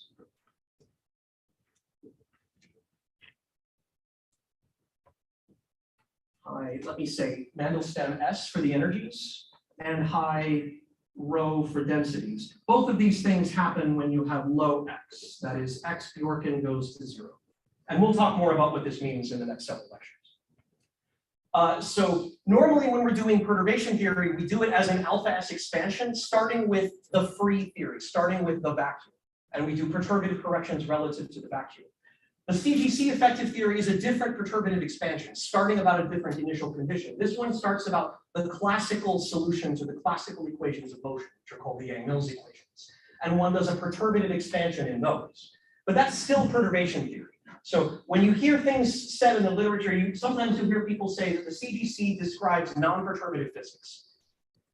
I wouldn't necessarily agree with that. You're doing perturbation theory. It's still the same assumption about a smooth ability to expand your solution as a Taylor series, but you're starting about a different condition. It may be not simply related to the vacuum. In fact, it's related by a resummation of higher order corrections from the vacuum, which is the next thing I want to talk about. But I think it's still perturbation theory. Yes, sir. So you're using the perturbation series to find out something which you do not know, right? You don't know the exact solution. Right. In this example, you know the exact solution, hence you know how far you're actually straying off the path. That's right. In the actual scenario, when we do not know what the exact solution is, how do you know we are straying off? Very good. The only way to do that is to compare what happens to your solution as you compute higher orders. So if you computed n equals 2 and you only knew the red curve, and then you went back the next year and you computed n equals 3, you would say my solution is getting better. Well, Why? I guess maybe you have to calculate a few. Let's say I knew n equals 1, 2, and 3. You want to compare the difference as you go one order higher. If I go from n equals 1 to n equals 2 and I see some difference, and then I go from 2 to 3 and I see a smaller difference, that's an indication the series is converging. Again, that's another thing to always keep in mind when you see comparisons of theory with data, when they say LO prediction, NLO prediction, NNLO prediction. If the distance between those curves isn't getting smaller, your series isn't converging. So that's a good point, that you don't know what the solution is. The only thing you know is how are higher orders related to each other. And when you start seeing the higher orders not get smaller anymore, that's when you should start to really be worried that you're wasting your time. Okay, so this was asymptotic series. I've talked about some of the ways that perturbation theory can fail. Yes, ma'am. I'm a little confused because I thought that earlier you said the higher order you get, the worse your convergence gets. But Yes. you said that as you go to higher orders, you should be seeing smaller differences. Yeah, so what I mean is, as you increase n, you see different behavior if n is small and you go up versus if n is large and you go up. So I'm talking about going n equals 1 to 2 to 3, where hopefully you're still in that semi-convergent region, and not n equals 10, 15, 20, where you're in the badly divergent region. Does that make sense? Okay. But also, I guess for like lambda equals up to 0.2, Mhm. n equals 10 would be a better approximation to the exact solution than n equals 3 or 4. Is that right? I don't know. I would have to really zoom in on what's going on here. It's not immediately obvious to me that n equals 10 is a better description down here. Maybe it's not. The other thing to notice is that the failure of the convergence happens earlier and earlier in the coupling. So maybe at n equals 4, lambda 0.6 or lambda 0.5 was good enough for your perturbation theory. Now if you try to push it to 10, the thing is breaking by 0.2. So small coupling gets harder and harder to achieve the higher you go, which is again perversely backwards from what one would like in a convergent series. Okay, so I've talked about some of the ways that perturbation theory can fail. Let me talk about one of the most crucial ways that perturbation theory can succeed. Perturbation theory is sort of anchored to what degrees of freedom are you doing your expansion in. If I'm starting off with electrons, it's not going to be able to find the fact that my degrees of freedom might have changed to Cooper pairs. But it can describe the fact that my electrons might be changing as a function of scale, as a function of energy, as a function of density. It can describe a slow evolution in the degrees of freedom, but not a radical subform. So this slow evolution of degrees of freedom goes by the name of resummation.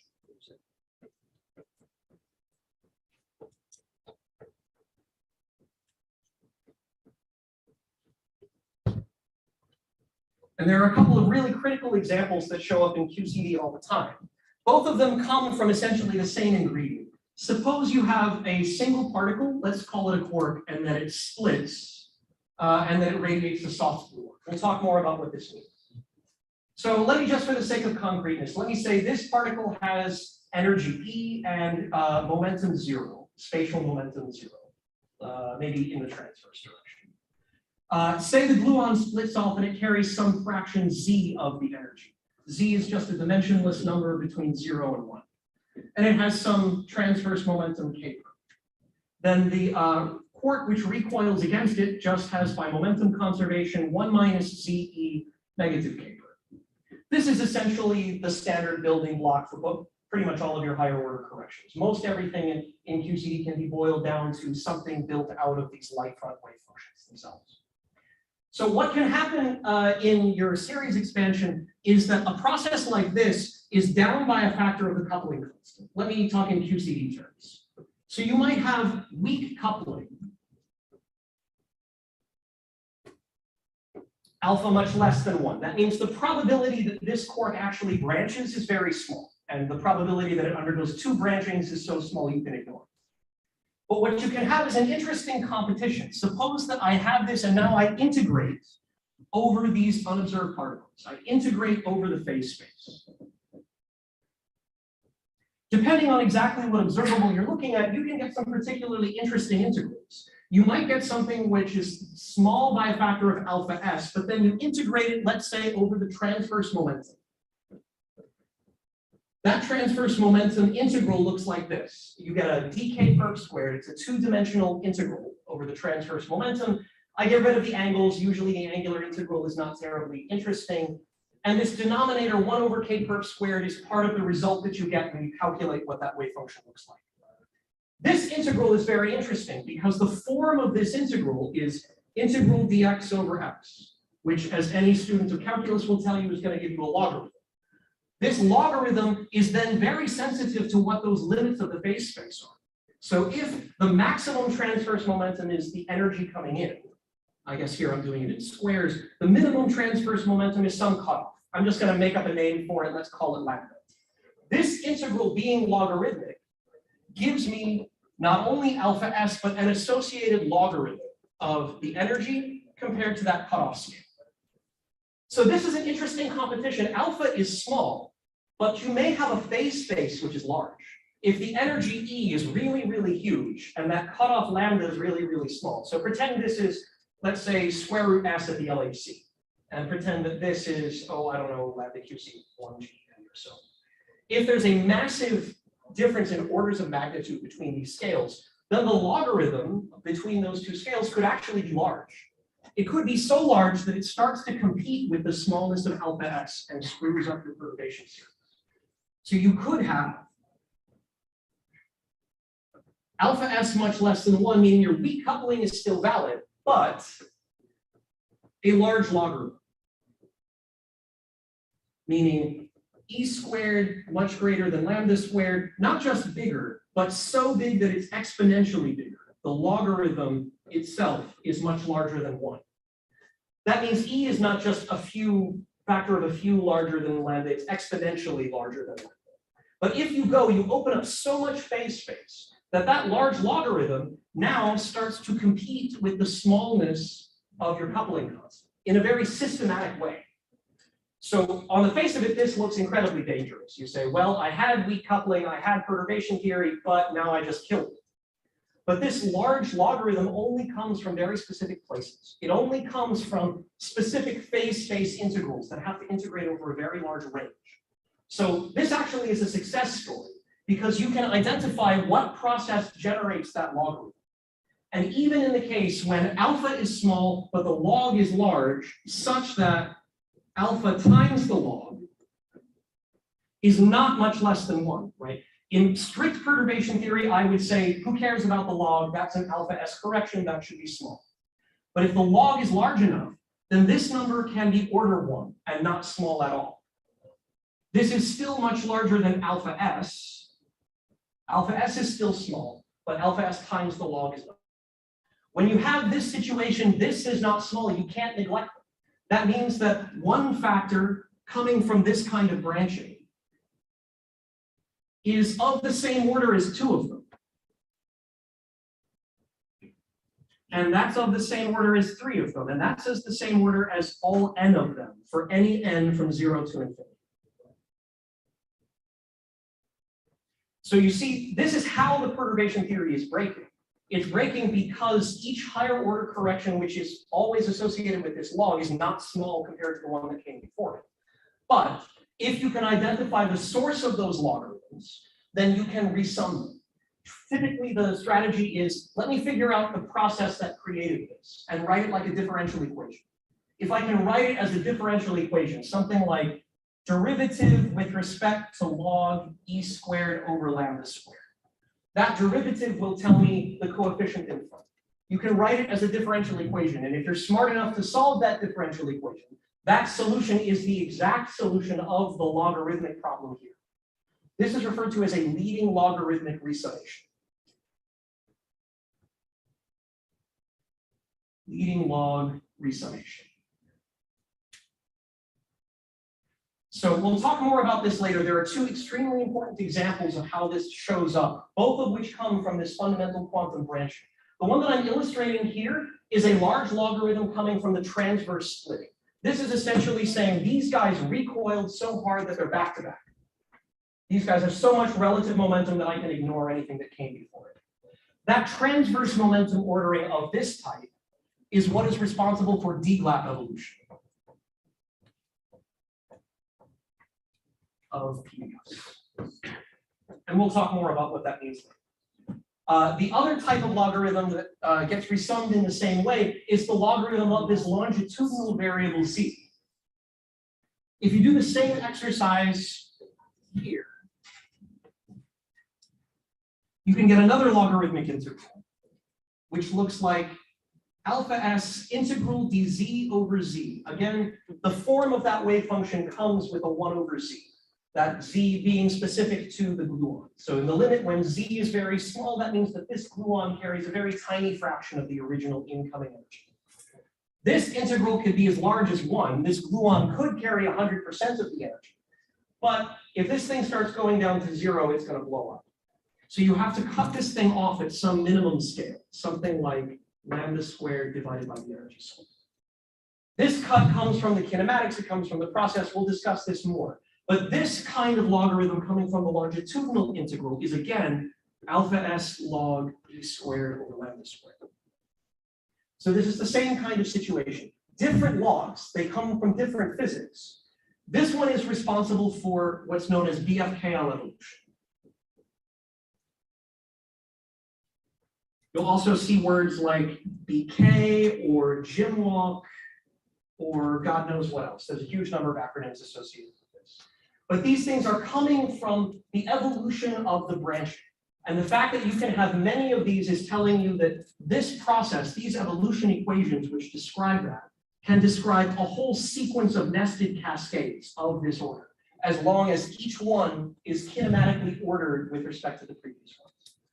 So when you do this, you can use perturbation theory to push the limits of perturbation theory. Resummation is a way of starting with one set of degrees of freedom, like expansion around the vacuum, and then performing this sum to effectively get a new summation, which starts with the classical equations of motion.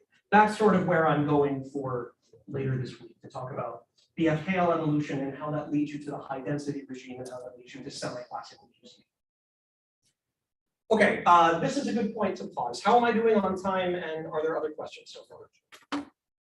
You're still 15 minutes, a little bit more 20. Okay, we'll see how much I can cover in 20 minutes. Okay, this is going to take a bit to get to. Yes, ma'am. So my understanding is that you can still use perturbation theory here. You just kind of have to rewrite your expressions in a way that you don't have all of your. Yes, that's right. Can you explain again how the kind of the branched pattern diagram plays into that? Oh, sure. Basically, so this picture, let me talk about D-Lap. D-Lap was the one where I had some momentum here, but this splitting is huge compared to that one. Suppose I start off with some K perp K1 here initially, where these are all transverse momentum. Then I've got some branching here.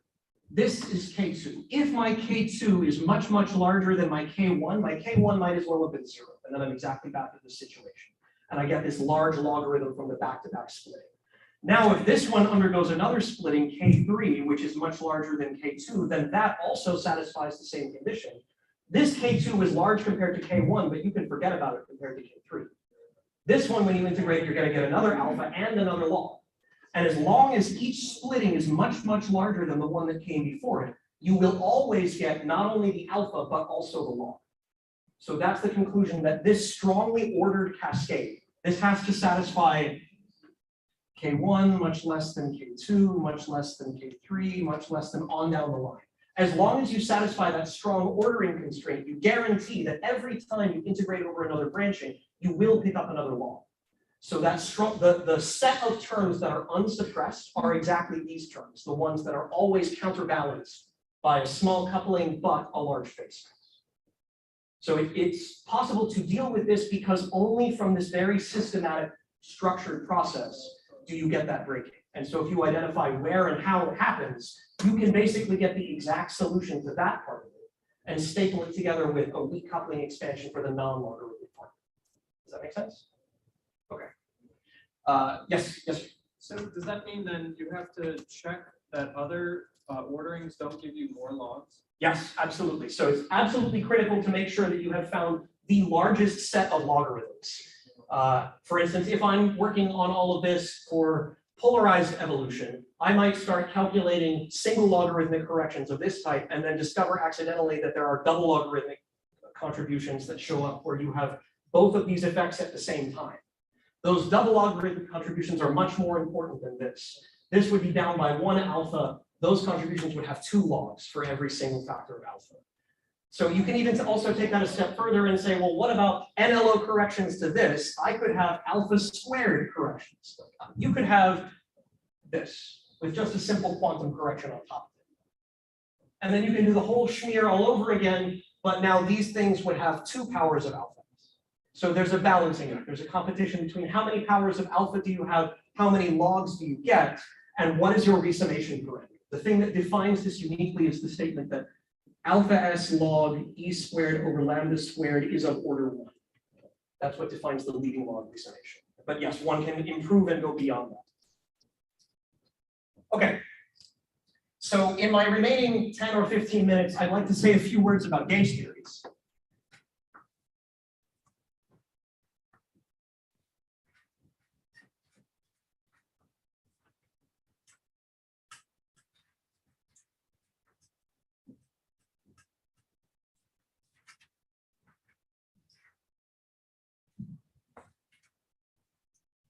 Okay. So all of our gauge theories are predicated upon the best example that we have, which is QED. QED is the abelian gauge theory of U1. U1 symmetry. I would like to unpack those words to whatever extent I can in the time that we have and relate them to the Lagrangian that everyone has seen and worked with. Psi bar I d slash minus m psi minus 1/4 f mu nu minus e psi bar gamma mu psi a mu.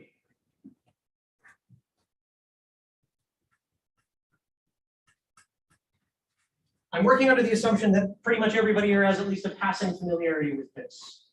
So if that's not the case, please let me know and I can do some more explaining. So the QED Lagrangian, this is LQED, consists of 3 pieces. This is, of course, the free Dirac Lagrangian. This is the free photon Lagrangian. And this is the whole thing that we work so hard to get. This is the interaction term.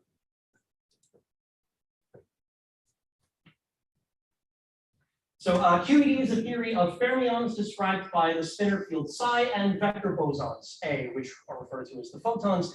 And those vector bosons cause the entire source of difficulty with the gauge. So psi is fine. That's good. You can construct all kinds of nice theories like Yukawa theory. But A mu is the tricky one. And the reason that AMU is tricky is because a vector in 4 dimensions has too many polarizations. You have a problem with the polarization states of the vector field.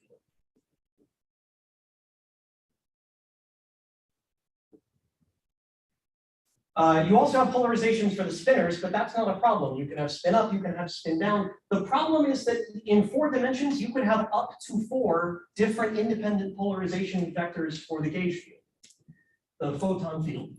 And one of those polarizations is deeply sick. You have no hope of ever quantizing. That problematic polarization is what I'll refer to as the scalar polarization. That's the one if AMU is proportional just to a perfect gradient. This is a perfectly allowed polarization in 4-dimensional spacetime. You could construct a field that satisfies this. The problem with this is that if you try to quantize it, it leads to negative norm states. This is just, it's a sick mode. It cannot be quantized. It has no place in quantum field theory.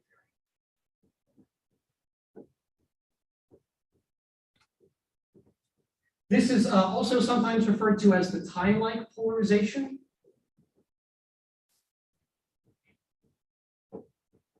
Negative norm states. So the problem with this is if you try to do it and then you calculate what is the absolute value of my photon field, you can get a negative number from this. And that's just not compatible with any quantum theory that you can come up with. So any theory that you have that has any vector boson has to get rid of that scalar polarization somehow. If you have a massive vector boson, then you can just forbid it by constraint. That's referred to as the Proctor theory. But if you have a massless vector, you can't get rid of it the same way. You have to get rid of it in a very different way, and that's exactly what QED accomplishes. The way that QED gets rid of these unphysical scalar polarizations is through gauge symmetry. It becomes a symmetry of the Lagrangian itself. And the symmetry that allows you to define the photon in a meaningful way is built by extending the symmetry that was already there in the free Dirac Lagrangian. So if I just start with the free Dirac Lagrangian, just non-interacting fermions, psi bar I d slash minus m psi. It already has a nice symmetry that can become the basis for adding a photon later. This symmetry is a global U1 phase rotation. What do I mean by this? I mean specifically the transformation psi prime of x equals e to the I phi psi of x, where phi is a constant. Why is this U1? U1 means the group of, let me call it 1 by 1 unitary matrices. And if you think about it for a second, you realize a 1 by 1 matrix is just a number, and a 1 by 1 unitary number is just a complex phase, just e to the I phi. So there is no actual matrix structure here. Not a matrix. And that's very important. This is why the theory is abelian. Abelian is an algebra term. It's named after the mathematician Abel. It just means commutative.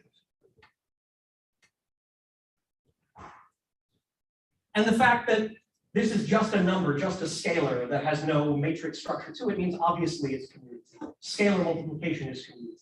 That's the part that's going to change when we go to QCD. If I have a matrix that enters here, those matrices do not commute with each other. And that's the source of what's going to fundamentally change the structure for QCD. So this transformation, what does it do? It basically rotates the real and imaginary parts of your field. I could expand it out. It's in the notes. Let me maybe sketch a picture instead. If I write out psi of x in terms of its real and imaginary parts, then this is effectively changing the axes of those real and imaginary parts. So I can have the real part of psi, the imaginary part of psi. If my field is here, if I have psi, which has some value for the real part, some value for the imaginary part, then psi bar is the reflection about the imaginary axis. Psi bar would be down here. This is the complex conjugate.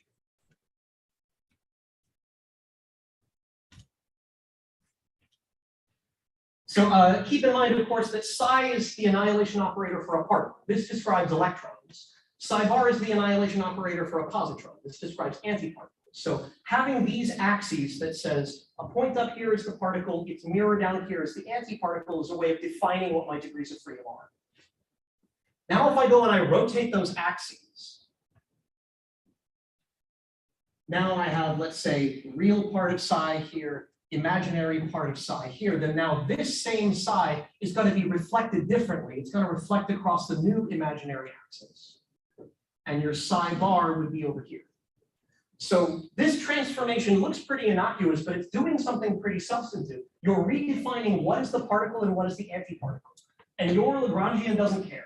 It just knows I have some particles and I have some antiparticles, and I know how many more particles and antiparticles I have. But it doesn't care which one is which, and it doesn't care exactly how you define it. So the meaning, I would say, if I try to ascribe some physical interpretation of this, the meaning is that you are smoothly rotating particles into antiparticles. You are redefining what's the particle and what's the antiparticle. And because the Lagrangian is invariant under this symmetry, right? Hopefully this is obvious. The Lagrangian is invariant because if I do this, then I just multiply psi by e to the I phi. I multiply psi bar by e to the minus I phi, and these guys just happily cancel each other. So the Lagrangian is trivially invariant under this U1 phase rotation. It doesn't care what you call the particles. But what it does know is that the net number of particles minus antiparticles is a conserved quantity. So this Lagrangian is a function of the field psi, the field psi bar, and the gradient d mu of psi. It does not depend on the derivative of psi bar. So if I just expand the transformation of my Lagrangian using chain rule, the variation in the Lagrangian is however much the Lagrangian changes as a function of psi times the variation of psi, plus the variation of the Lagrangian with respect to psi bar times the variation of psi bar, plus the variation of the Lagrangian with respect to the gradient d mu psi times the variation of the gradient d mu psi. And that's it. Now I can start plugging things in, but my equations of motion are going to drastically simplify this for me. The equation of motion for this Lagrangian is, of course, the Dirac equation, which is simply IV slash minus m psi is equal to 0. So for instance, this term, if I take the derivative with respect to psi bar, that's gone. The thing that's left is 0, according to the Dirac equation. So this term is simply 0. You can also get this by the Euler-Lagrange equations in an equivalent form. Another way to rewrite this, if I reuse the Euler-Lagrange equations, I can translate the derivative with respect to psi into the derivative with respect to a gradient. So from the Euler-Lagrange equations, this is equivalent to d mu of variation of the Lagrangian with respect to the gradient, d mu psi. And the other thing that I'm going to do is I'm just going to swap the order of these two derivatives. This is a partial derivative in a particular space-time direction. This is a functional derivative that changes the function by some amount. So if I just swap the order of these two things, then this is d mu of delta psi. And now if I put these two terms next to each other, this looks an awful lot like d mu of A times B plus A times d mu of B. And that's just product rule. That is d mu of A times B. So the combination of all of these things looks like the total divergence of some quantity. So I get d mu of variation of the Lagrangian with respect to d mu psi times delta psi. This is how much my Lagrangian changes, and I already know that it doesn't change. The variation is 0. So this tells me that there is some quantity which is a non-divergent current in 4 dimensions. This object is a conserved current. It doesn't diverge, so it satisfies a continuity equation.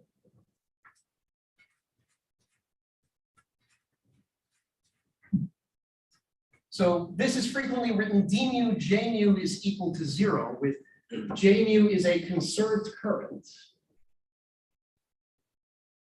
And if you actually calculate these derivatives, you get J mu is equal to psi bar gamma mu psi. And if you even expand these things out in terms of the free particle solutions, this is basically equal to the number current of particles minus antiparticles. Of course, the existence of a conserved current is guaranteed on very general grounds by Noether's theorem. So, okay, the free Dirac-Lagrangian already has a global U1 invariance because it doesn't care what you call the particle, that's up to you. The physical consequence of that is conservation of electric charge, conservation of electric current. So that even if you don't know which one's the particle and which one's the antiparticle, you do know how many more of one than the other you have.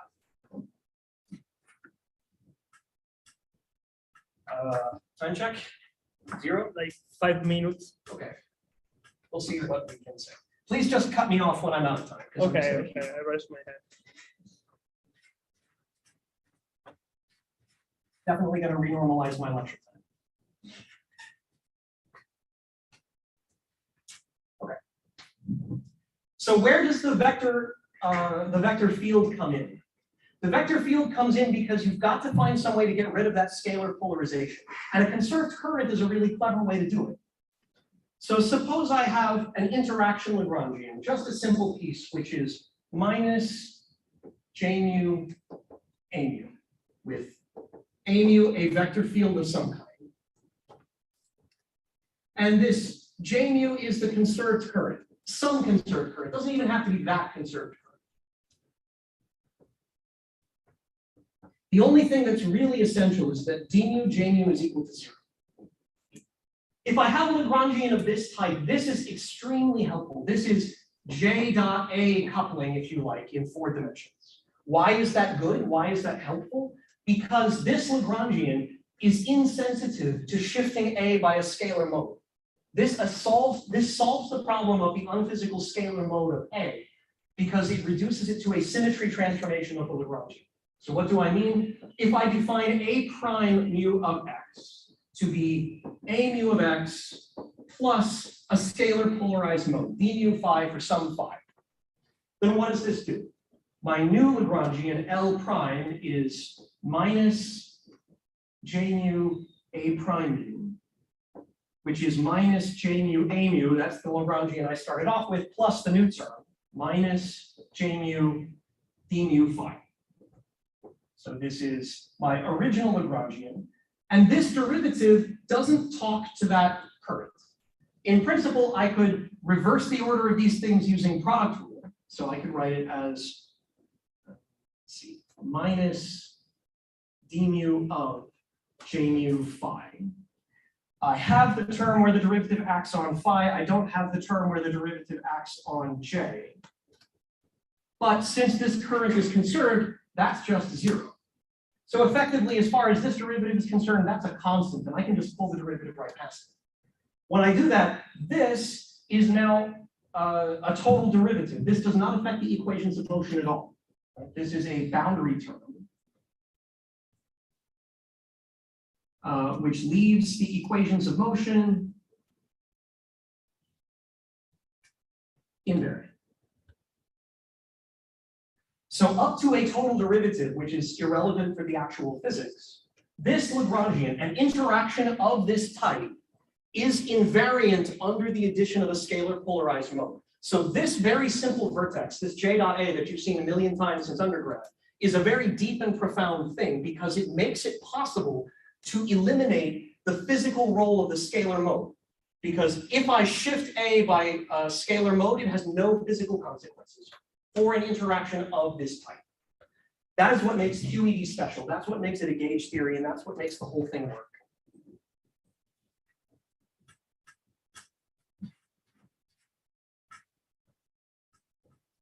So maybe this is about where I'm going to have to stop. There's a lot more that I have to say, I guess, next time about how the transformations work and sort of previewing what we're going to see with QCD. But that's the point of writing the QED Lagrangian in this form. You have the original IV slash minus M Dirac operator, you have the free photon fields, and you have the very special vertex. psi bar gamma mu psi. This is just the conserved current J mu times A mu.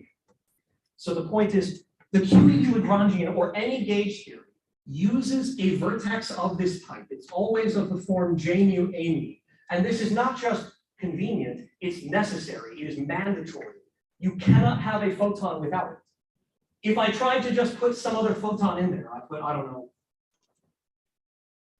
you put a term proportional to d mu A mu, or you put a term proportional to A mu A mu, or you put in other kinds of dependence on the vector field. Anything else that you add makes it susceptible to that stupid scalar polarization showing up and destroying your quantum theory.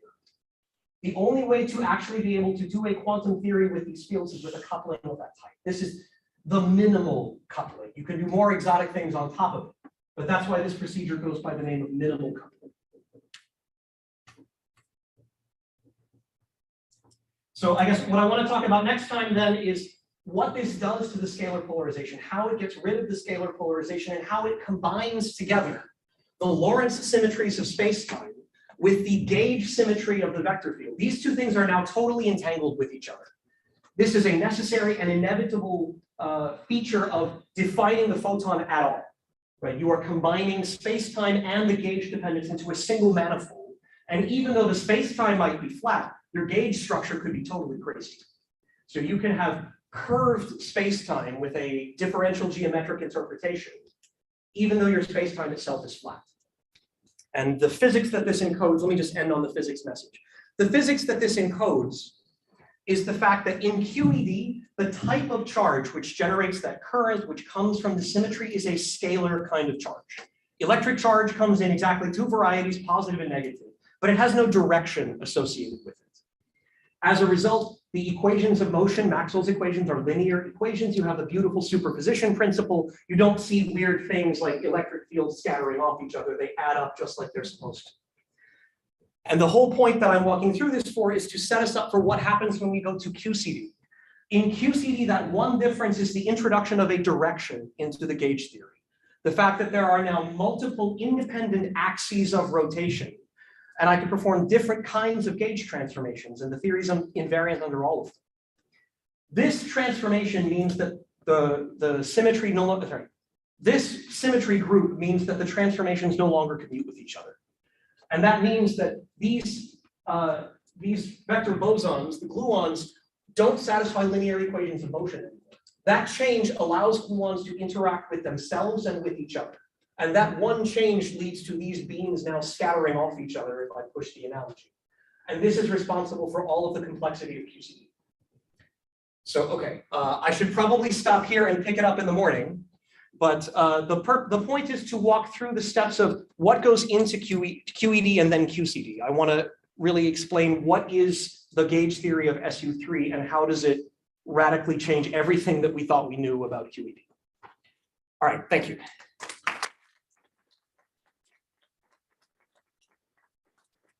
We had a lot of questions during the discussion, but if there's any we didn't get to, I'm happy to answer them.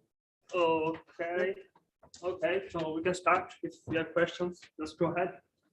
Sure. I think I had a quick one. When you say something like SUN is the group of all n by n unitary matrices, are we really saying SUN has a fundamental representation where it's an n by n matrix? Okay.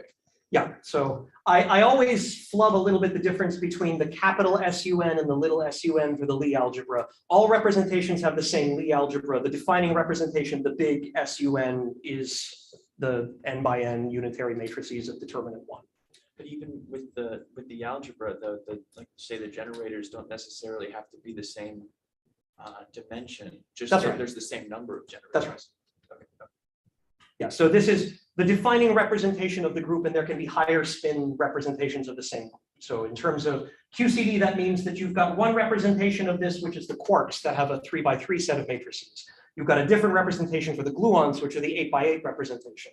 And if you start stacking together multiple quarks and multiple gluons, you can make even higher dimensional representations. Okay. Thank you. Sure. Yes, sir. Thank you for the talk. Sure. So when you were talking about the U1 EM gauge transformation, It seems to me that it's describing sort of a continuous charge symmetry. Yes, absolutely. Versus the typical discrete charge symmetry Yes. that we think about being reflection on the real axis. So is there a discrete symmetry or set of discrete symmetries which corresponds to that SU3 structure in the same way that we have the mirroring on the real axis in U1? I have to think about it to give you a more detailed answer. I think the answer is yes. I think that there are discrete subgroups. I think there are 2 of them that are simultaneously diagonalizable, but I would have to double check the details. Yes, I agree with your description of QED. That's how I think about it as well. Sure. Yes. This might be a big scale question, but I didn't quite understand what the scalar polarization is and why it's a problem. Yeah, I didn't want to get into something incredibly technical. It comes basically from the canonical commutation relations. The fact that in order to quantize the theory, you want to enforce commutators such that your commutator of A nu with its canonical momentum pi nu should be something proportional to the metric tensor G nu. So the problem is that the metric tensor is not positive definite. The space-like parts are positive, or the 3 space-like parts all have one sign, but the time-like part has a different sign. So if you can make this work nicely in the space-like sector, it's not going to work nicely in the time-like sector. That minus sign from the metric is essentially what gets propagated through to that normalization of the photon state and can give you something negative. So you're sort of always in this tension between, I want something Lorentz invariant, I want G nu here, but I can't put the time-like part because if I do, I break the quantum. And so you can choose either, well, maybe I sacrifice Lorentz invariance and I just quantize everything in Coulomb gauge, for instance. You can do that, but then you lose a lot of the virtues of the quantum field theory in the first place. Whereas unifying the 2 together into a single higher dimensional manifold that all transforms in an interrelated way means you don't have to sacrifice either. That you can, by making it a gauge symmetry, you can keep exact Lorentz symmetry as long as it's coupled together with the gauge structure. So the gauge, using a gauge, like solve the problem. Yes, it solves the problem without requiring you to give up Lorentz invariance. Sure. Yes. So, remember you wrote about the binding energy and its function form. Now, is that the exact solution? I believe it is the exact solution to the BCS gap equation. That itself, as far as I recall, is a mean field approximation in Hartree-Fock theory. So it is exact in the sense that you wrote down a differential equation, that's the solution to the differential equation. It is not exact in the sense that that is everything that you could ever write down. But if it is exactly solvable, then why are you applying perturbation? To show an example where perturbation theory is known to break. And No, so in perturbation theory, you have unperturbed system and then you have the perturbation. Yes. Right? Now you know the solution to the unperturbed system. And this perturbation essentially adds on corrections to it. Yes. But if you start off at an EB which is already given to you. I mean, I don't know how the perturbation comes into that if it's an exact solution. So the idea in perturbation theory for field theory anyway is you want to always start with the free non-interacting theories. Your baseline should always be non-interacting particles that you know what they are. And the point is there are some interactions between those particles that you could never construct in perturbation theory. For instance, if you have something of the form e to the minus 1 over g, e to the minus 1 over alpha. That's exactly the form of the chiral condensate in QCD. It's exactly the form of the mass gap in BCS theory. It's a general structure. It shows up a lot of the time in non-perturbative effects. So I wanted to show an example of something where you knew the exact solution that had a non-perturbative effect in it. By the way, maybe it's worth mentioning, BCS theory cannot be solved perturbatively. You have to do Hartree-Fock to find it in the first place. If you try to calculate the mass gap using Maxwell's equations, you'll just get 0. Right? You have to do something which starts with a different set of degrees of freedom and asks for itself consistently. You cannot get it from perturbation theory starting with electrons and holes. So I wanted to start with that sort of more concrete example to illustrate when one does perturbation theory in QCD, don't think you're getting the whole story. Chiral condensate, essentially a phase transition. When you have a serious phase transition like the confinement phase transition, perturbation theory is not going to be able to go across that singularity. And that's what that singularity looks like in another case. Okay, I would actually stop here because it's already past 5. So Thank you. we have We'll 15 continue in the minutes. morning. Yeah, you can always use Slack to ask questions. Yes, absolutely. And then, I mean, you're here, so just I think. You're always. But I invite the students that are online just to write on Slack if they have more questions. So let's stay here and sequester him for another hour, right? yeah, okay, but just If to he changes, you call me and we'll bring him outside to have something to eat or so. Excellent. okay, just another short communication. You can subscribe for giving the seminar and the poster. The poster, the seminar only for the people that are in this room. The posters are, and the deadline is 6th of June. So please send us your title and the abstract so we can start to